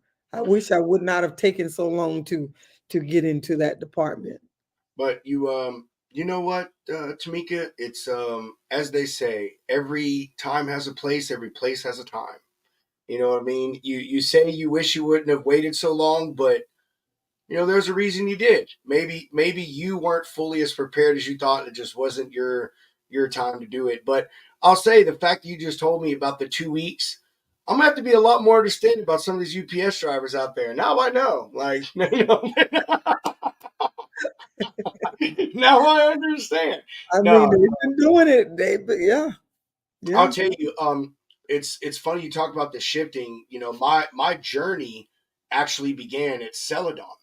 I got out of the Army in Celadon. I got out of the Army. I got in the Army at the height of the war, and I got out of the Army while we were still in the height of the war in the late 2000s. And Celadon had this military thing, blase blase, but in the Army everything's an automatic, and so and I know how to drive a stick in a car, but it's completely different in a truck. And my shifting sucked, and Celadon failed me and sent me home. Rightfully so. I have no issues with that. But we talked before during the show here about training and guidance and mentorship, and I had someone that took the time with me, and when I say time, I mean 30 minutes. And the guy taught me how to float in downtown Fort Worth. And I was able to pass my driving test with a company and stuff. And so man, everyone has a hard time. And me personally, I would never fail someone for shifting and depending on where they were going. But it's difficult. And that's great that, it's great that you only see yourself as your obstacle. And it's also great that, you were fortunate enough to not face or feel that you faced any of the other obstacles that other women had. And, here was the question I was going to ask that when Sheree was talking that I thought of is, and I already think that I know the answer to this. I'm not assuming, but I think that I know the answer to this, but I would appreciate all of you giving your opinion. When you're out there, do you appreciate, do you like, do you want the male part of this industry to 100% treat you like a lady as a driver? And what I mean is, not a yes ma'am, no ma'am, or maybe holding the door for you, but I'm trying so hard not to downgrade men, but we're shitty sometimes. A lot of men are condescending to women when it comes to certain things, especially in professions like this. So, do you completely want to be treated as an equal, or are there things you're like, no, I want you to treat me like a lady. Throw my tarps, throw my straps, shut my doors for me. I think women want to be respected. Yeah, I think we just want to be treated with dignity. So it doesn't really matter whether we're women or men. It just treat a person with dignity, you see. And Right. but guess what? At the end of the day, we're dealing with humans. I love that. You hope. So You hope. Yeah.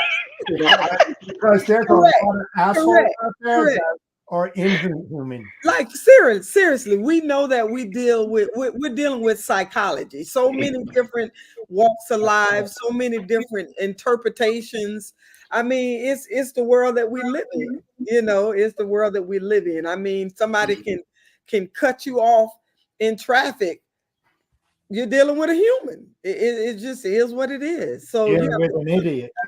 That's well, exactly. I know what you're saying. We just have to give some consideration for that. But no, just treat me with dignity. But guess what? I will accept chivalry, because chivalry is not. Yeah. Oh, listen to you. I love it. Chivalry is not Hey, good, brother. Sheree, I telling want you. to say I could not have thought of a better word than dignity, Sheree. I fucking love that. I Yeah. love it. I couldn't find the word, but that Well, is it. Sheree said respect, and I said dignity. Oh, respect. Okay, all right. Yeah, My yeah. bad, Sheree. But I like them both. I like them both. Yeah. I'll tell you what, love I both of them. believe strongly that you should treat other people the way you want to be treated. Absolutely. End of discussion. That settles it right Yep. there. That's it. That's Yeah, it. I agree. But what about the people that don't love themselves? That's true. You know what? Sometimes a cleansing is necessary, and you need to close your inner circle and get rid of those bad apples. Seriously, I've done it over the years.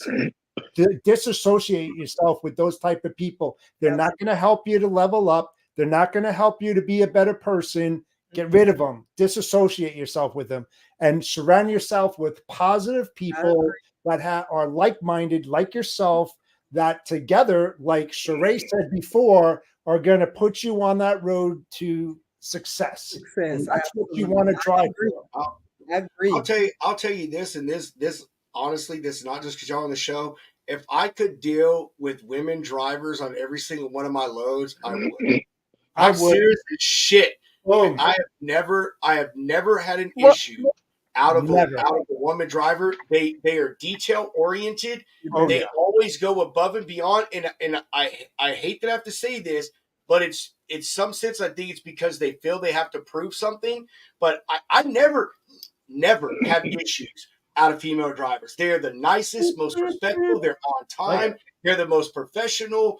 Like, I'm serious. I'm with you, my man. Well, you guys are very, very well-rounded, because some people the ego is too big that they cannot even recognize, let alone to even make those types of statements. That's Right. But it's true. That's easy stuff. It's fact. And again, this isn't Jeff and I saying this because you're on the show. You can go back and watch how many women have been on our show. Jeff literally does a show that is all about highlighting women in our industry. I come from a family of mostly women.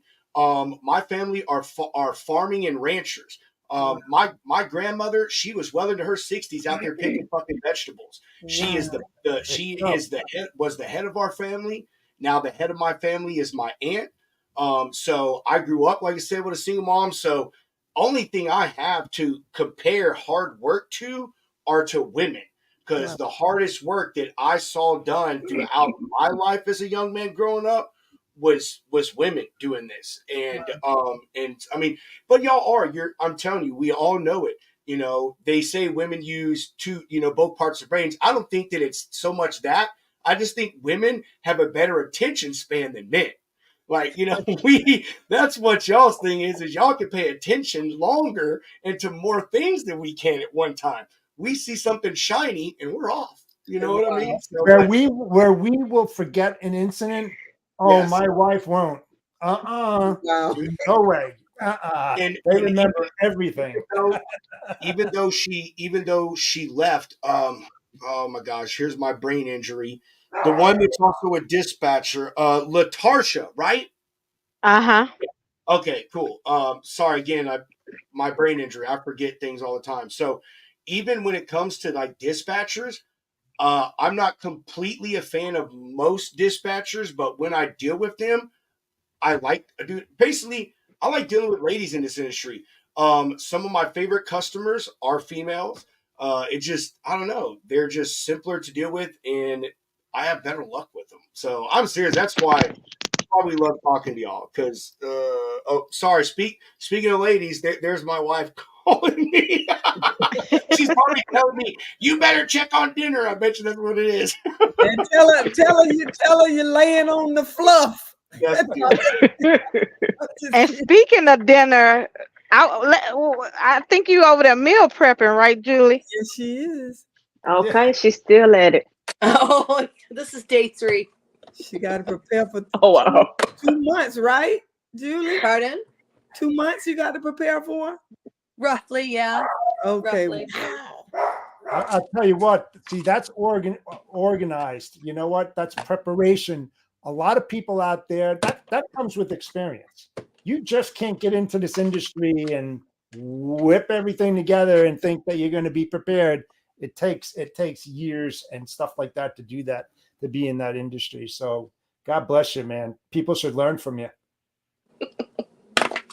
I've been told that I should do a YouTube channel onto it, and I'm just like, You should. You know what? That's a great idea, Julie, because there's not a lot of them out there that shows, especially women, right, how to prepare and do all this other kind of stuff, because maybe they have other things going on in their life, and men too, that really don't think, about themselves, their health, what's working, what's not. And they have to be told over and over again how that's the most important thing of the job, because the lifespan of a driver, if you don't take care of yourself, is 61 years old.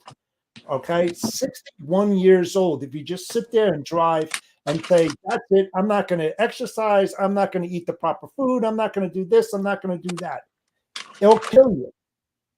Start it, Julie. Start it. Tell him, Julie, say he just doesn't understand that what you're making there tastes better and costs less than a $15 shitty truck stop meal. agreed. What, you don't like pizza? You don't like Loves? I don't like Loves, period. I don't like Subway? J's. You don't like Wendy's? I grew up in Newfoundland, so it's pretty old school back there. Everybody still gets together on Sundays for a big family dinner, and everybody knows everybody's business. I mean, our security system was my grandmother who lived next door.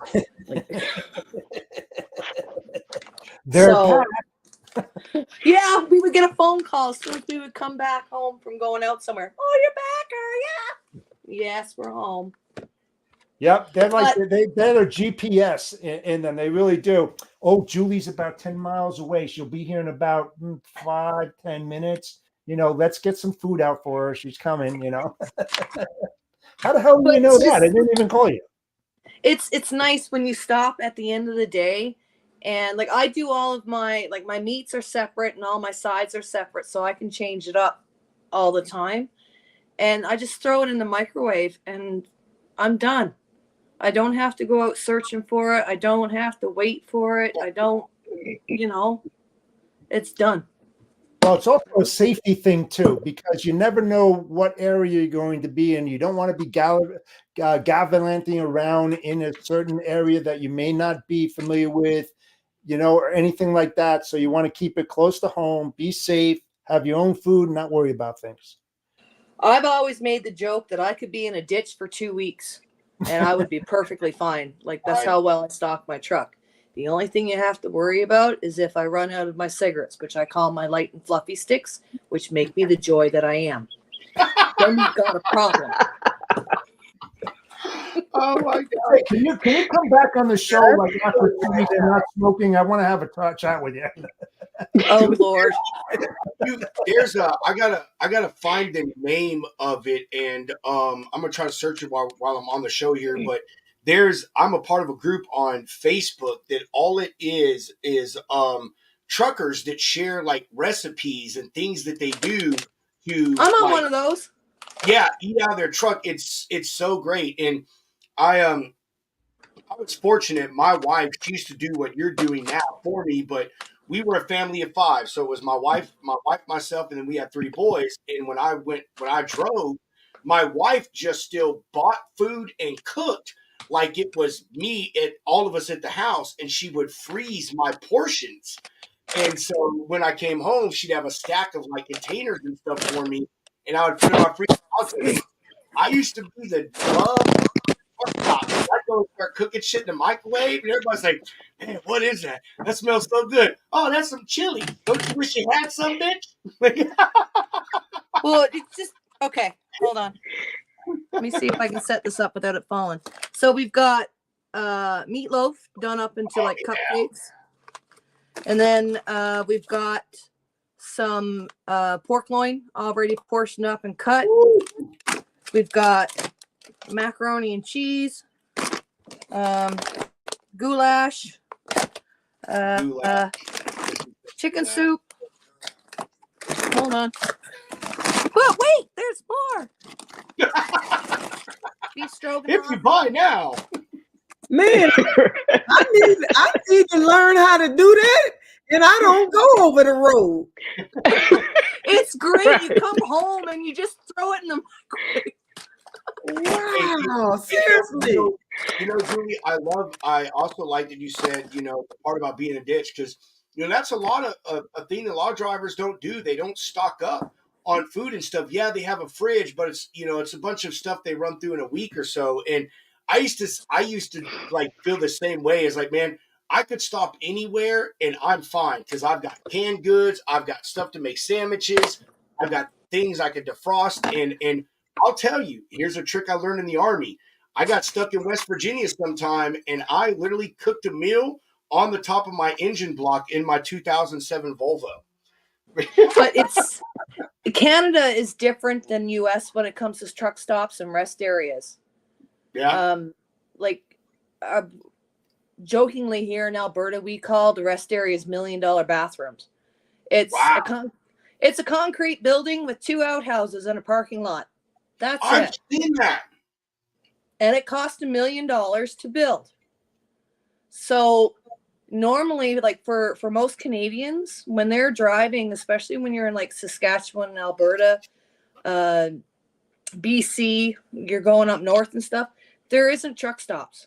There's pullouts, right? I have an emergency porta potty system in my truck for when I need to, because I came back last week and I counted 16 bears in one day, and I'm like, oh hell no, I am not getting out of my truck. I would love to go to the hot springs, but no, I'm not going. Our buddy Steven asked, do any of y'all know I don't know how to say the name, Idelia Hansen? Do any of y'all know her? No. Now, Steven, you have to give more context to that, my brother. And Steven recommends that you get some frozen possum. We don't have possum. Raccoons, yes. He is from Hurry up, Mom! I'm coming. He is from Alabama. That dude lives so far out in the sticks that he barely gets cell signal. So yeah, I would not doubt that Steven has frozen possum in his damn truck. Not at all. Frozen possum. I really would not. Hey, I don't know if you've ever seen the movie, not the show, but the movie, The Beverly Hillbillies. But in the movie, they stop and they like start to pick up this roadkill, and someone else stops and they start arguing with him about it. Like, that would be Steven. This is mine. Woo. Oh man! I mean, have you ever had frog legs? Yes, they're fantastic. Yep. Yeah. He said she is one of the founders of Women in Trucking and TEARS. TEARS is an acronym. I don't know what it stands for, but yeah. Idelia Hansen, Steven. What the hell? It's my vacuum sealer. Holy Lord. Sheree probably heard of it. Hey, hold on. This is not that kind of show, Julie.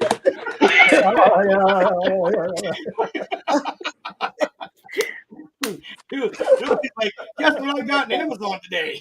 Oh my God, that's hilarious. That's hilarious. Oh my God. Oh, Lord have mercy. That was the best part of the whole show, right there. I'm telling you, man. Hey, that got us going right there. Oh man. Oh, think, Lord. What's up, Julie? Julie, I we got questions for your husband. Did Rolanda say what her challenges may have been, Pedro? Yes. I thought she did. I was I thought the she first. did. Yeah. You I was the first one. Yes, ma'am. Hey, look, that's that 53. That's that 53. I know. I got my girl right there. Right there, yep. You're off the hook. You're off the hook. You're okay. Settle back and listen to the others talk. Seriously. That's too funny. That's good shit. We lost Sheree and we lost some other ones. We are approaching 2 hours now, so we're going to wind it down because my wife wants to go and have dinner or wants That's to exactly have what I can show you. My wife just said we have dinner arrangements at 7:30. I swear to God, it's so hilarious. we better not. Is I've heard how nice your wife is, and I know what that means. Is Yeah, they're tell your super wife nice- to stop Yeah. calling my wife and Yeah. telling her that. when they're super nice to everybody else, they can be really mean to you. Yeah. And No. tell them women truckers to let my man go. Right. They know where Long I live. enough. They know where I live. Please. Oh my God, that's so. Yeah, buddy, baby. Yeah, buddy. Oh, Lord. Man, Hey. I have had an amazing time with you guys. Oh, You know, we my life is so simple, you guys, and you guys have been the highlight of my week. I'm telling you the truth. We appreciate Right. it. Hey, Come back. all of you are once you're on this show, you are officially a lounge lizard. I hope as Woo! drivers you all get that. So yes. Well, at least I'm not a lot lizard. So that's why Right. coincidentally enough, the person who coined that term was a lady. And it was Wow. Katie. It was Katie here. She gave us the term lounge lizard. Lord. So you are all officially lounge lizards. So if you want My fellow Sheree's back. oh, there's Sheree coming Sheree's in. back. Where her background noise. Oh, she in the car. Sheree's Oh, I'm sorry. Let me mute. I'm on the way home. That's right. That's that local life. Look, I can finally. It took me 10 years to be local. I get to go home. Hey, there's another T-shirt idea. Sheree's going to put hashtag local life. I love it. I love it. Yep. I know all about it. So just to give you a little background, She Trucking actually started as a t-shirt line. It was just to represent and say that we women drivers out here, because I would go to the shippers and they would say, you don't look like a truck driver. They didn't believe I was a truck driver. And so that's how actually I started She Trucking. What the hell happened? Which is so fucking stupid. You should have said, what the hell else you think I'm doing here, dummy? You think I'm just You should be driving a truck. what you think? Sheree? Sheree? They Last year I bought one of those Hyundai Santa Cruzes that's like half SUV, half pickup truck. And my husband really liked it. And I decided that it was going to be mine. So I put my name on the driver's side door and I put Risk Taker on the passenger door. And on the back is a girly skull with the bows and the ponytail with beware. And then it says Class 1 driver on her 36. And he will not drive it because it says her. Oh my goodness. So he can drive his big old Dodge Ram. Good strategy, Julie. Hello, Rose. We are awesome, Rose. Jeff, I guess she knows you, bro. I have no idea, but she's saying hi, so I'm like being a nice Oh, guy. there he is. Mobile. Oh no, another hour. My wife is going to be. Oh no, man! Hold on. Gotta put Hunter up. We gotta put Hunter up. Hold on, Hunter. Oh man, I don't know What you got in the truck, Hunter? And in your cup, Hunter? Hold on, let me get my AirPods connected real quick. Y'all get to see my ugly mug from all kinds of angles. Ladies, that is the co-host of the Logistics Lounge, Mr. Hunter Woodfin, or Freight Hound. He is, as we said on the show, he's at Large Cars and Guitars right now in Tennessee. Okay.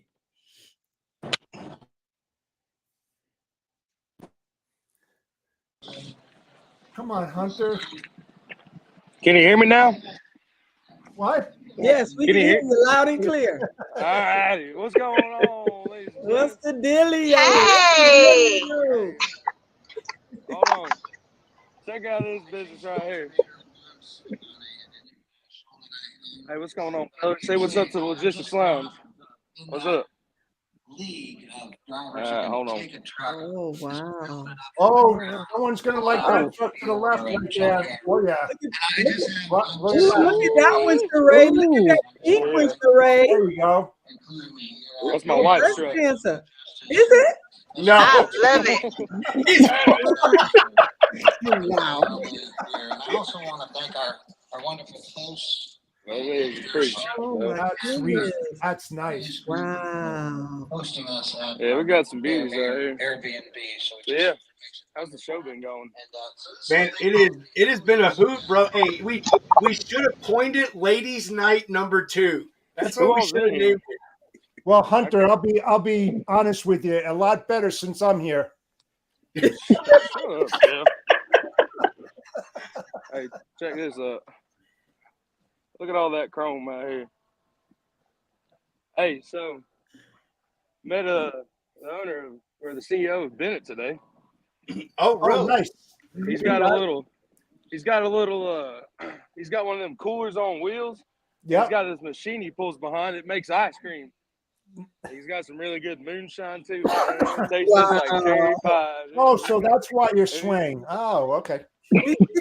No, it's because I'm walking around. I'm over here eating some pizza and drinking some Jack Daniels for sure. But hey, I saw old Tex up here.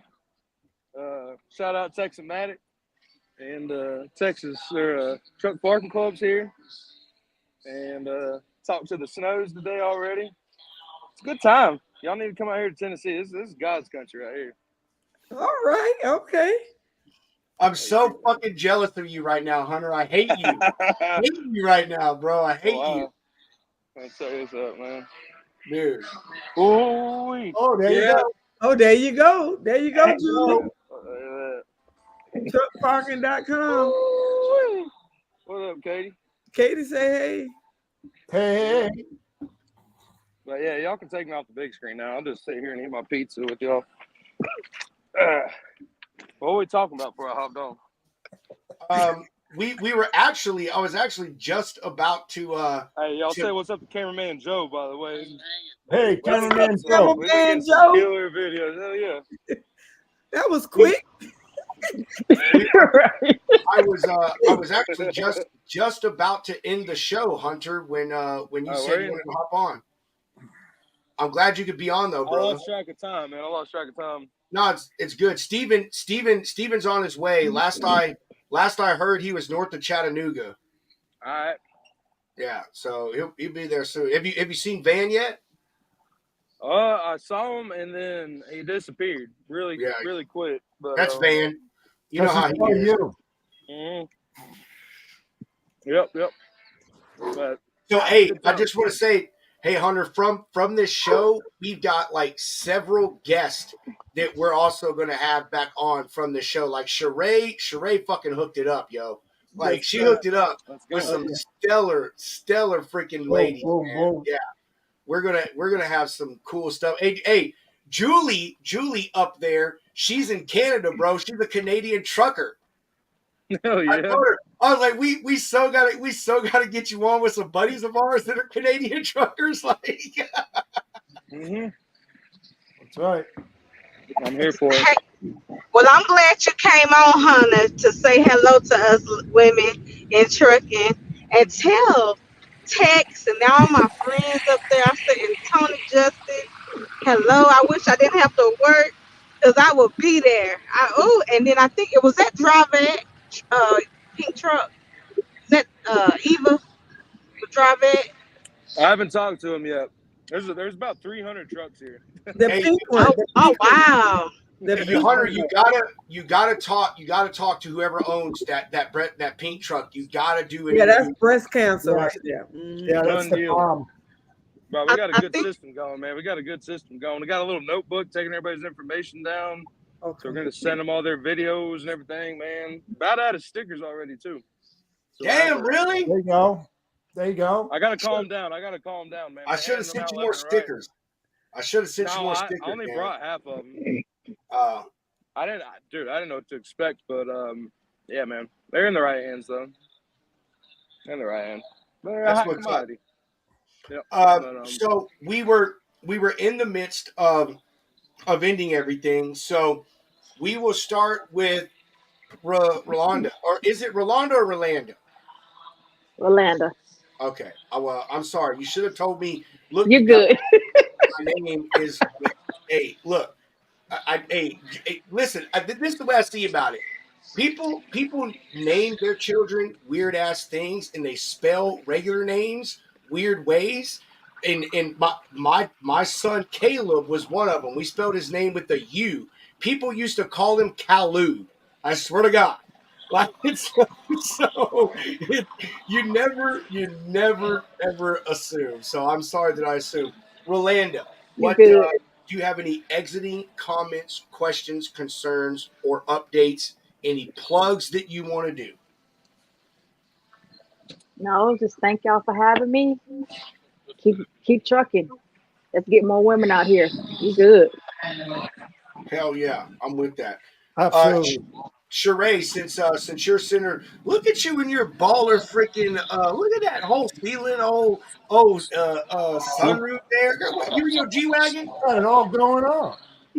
Oh, you know, this that truck money. No,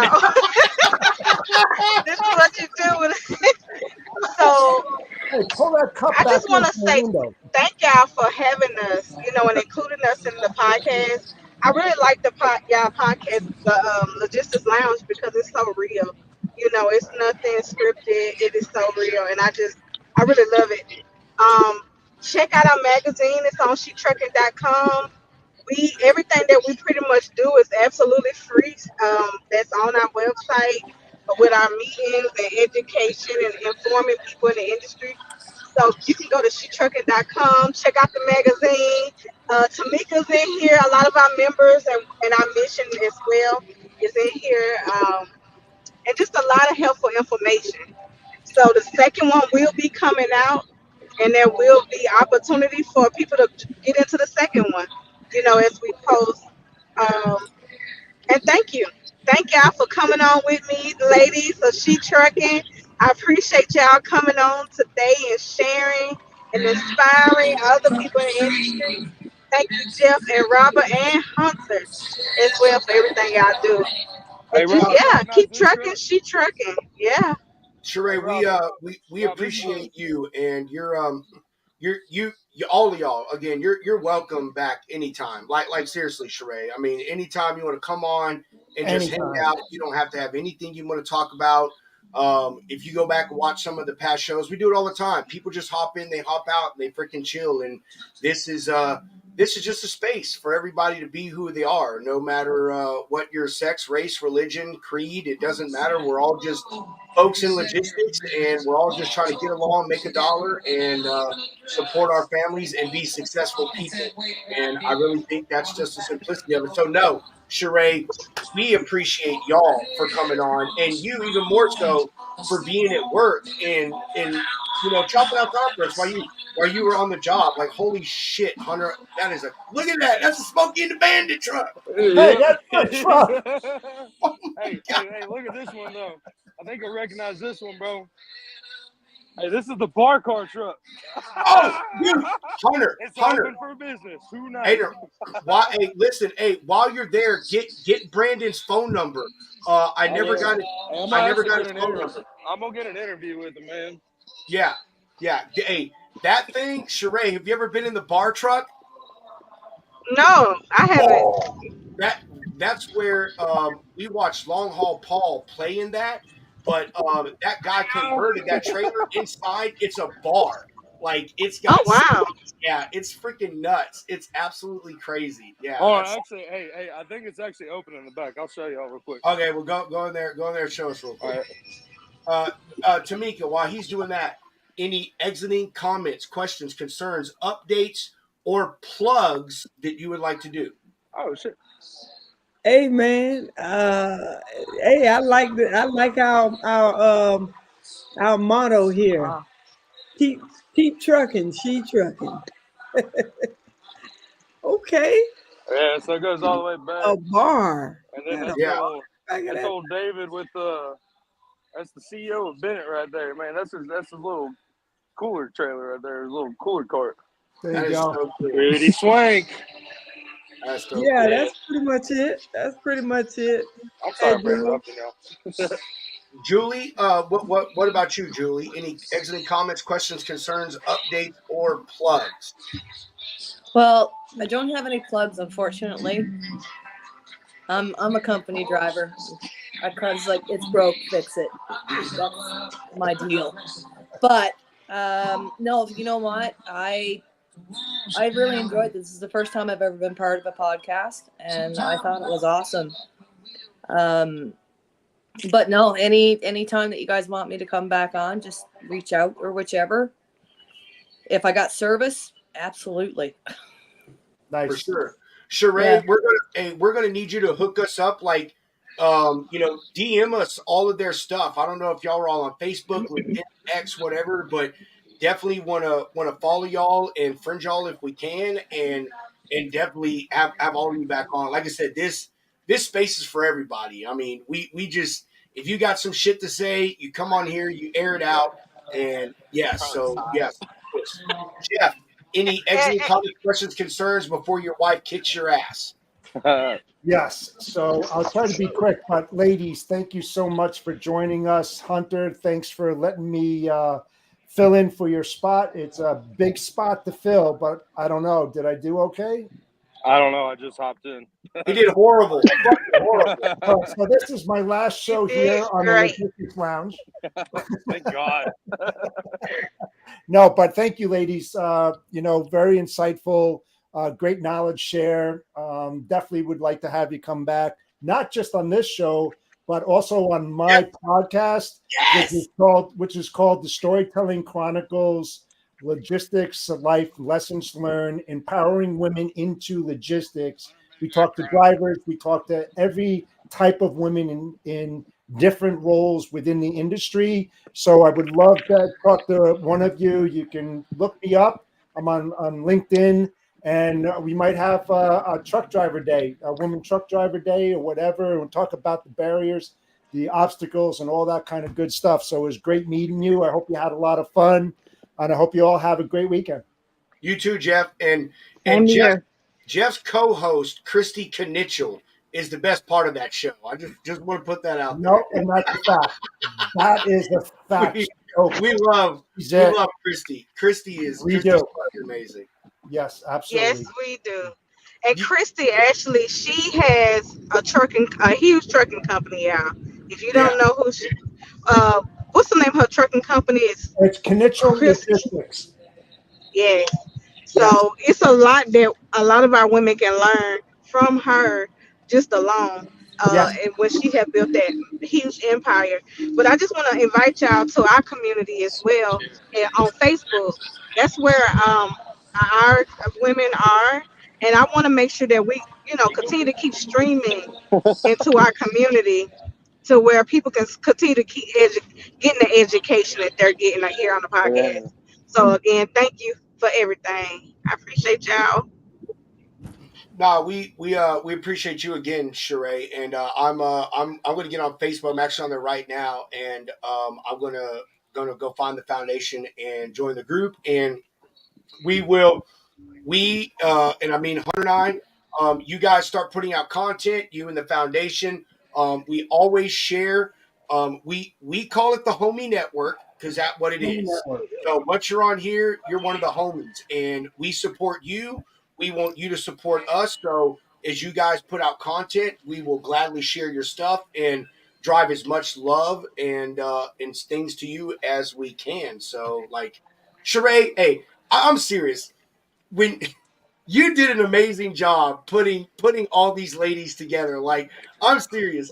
You and I could have talked forever, but the fact that you added all of these other women, it was fucking phenomenal. So thank you so much, Sheree, for help for doing this. Like seriously, it was amazing. Thank you. Hey, that's what I want people to know. It's not about one person, right? Trucking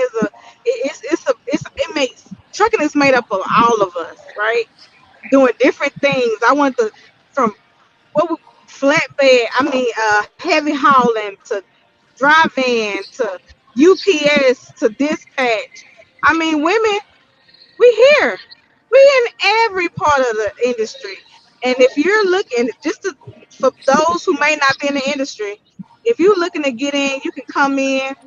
Rosie River used to say, you can do it. And I'm here to tell you that we are doing it. Okay? And you can do it too. So you can do it. You can do it. You can do it. And thank you, Daniel, for wishing us happy Mother's Day. Yeah, happy Mother's Day to everyone. Thank you. Thank you. Oh my gosh! Like seriously, when she said that, I was thinking the same fucking thing. Oh, That's right. You ladies were phenomenal. Everything was great except for Jeff as a co-host. Jeff, you fucking suck. This will officially be no.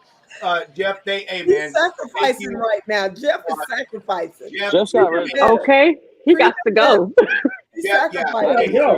Go, Jeff. I I just do want to too. say, man, thank you for filling in for Hunter, man. When Hunter Anytime, told my me friend. Anytime. out and he said we need a co-host, like we immediately thought of you, brother, especially because this was a ladies thing, and we know how important you highlighting women in the industry is. So thank you, Jeff, for being a part of this. Tell your wife thank you for not killing you while you were on the show and allowing you to stay a little longer.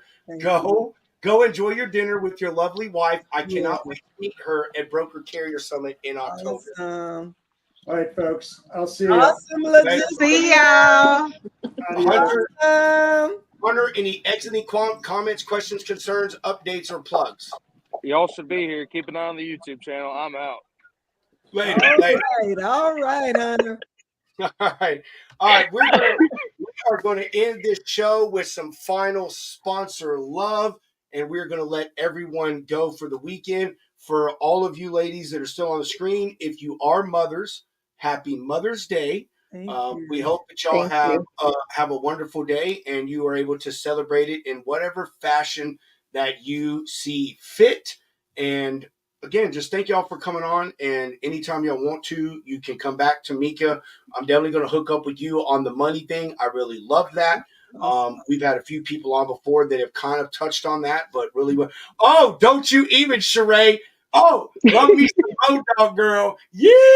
You know I got some Road Dog coffee. The first coffee in the trucking industry. I love it. Spencer is a great guy, man. Him and Bob are freaking phenomenal. We message all the time. I love that. That is really good coffee too. It really is. I drink that exact one, Expedite. Wow. That's what I like too. Yeah. Died. Okay. Sure. All right. So appreciate everyone joining us on this Friday edition of Logistics Lounge. We hope that all of you got some valuable insight from these wonderful, amazing, successful ladies. And hopefully you learned something. And if not, you obviously weren't fucking paying attention.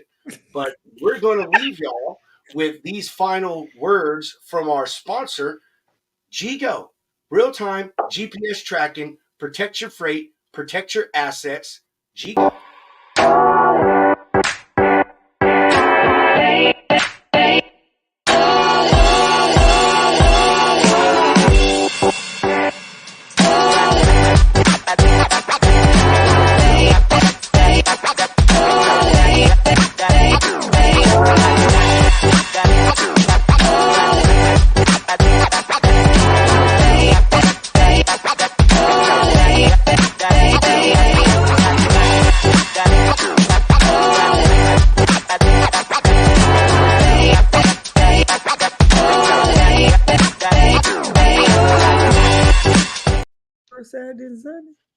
Shoreline Capital, as my boss Kyle Graves has said, Shoreline is sure fine.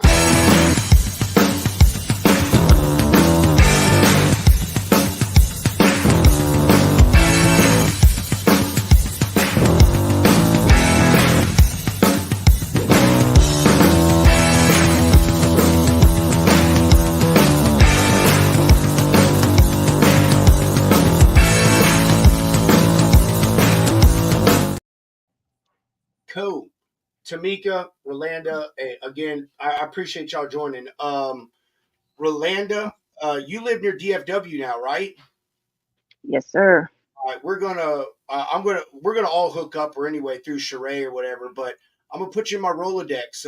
My wife's family's from up there, so if I ever come up that way, I know exactly where you're on. I'm not gonna say the city, but I know exactly where you freaking are.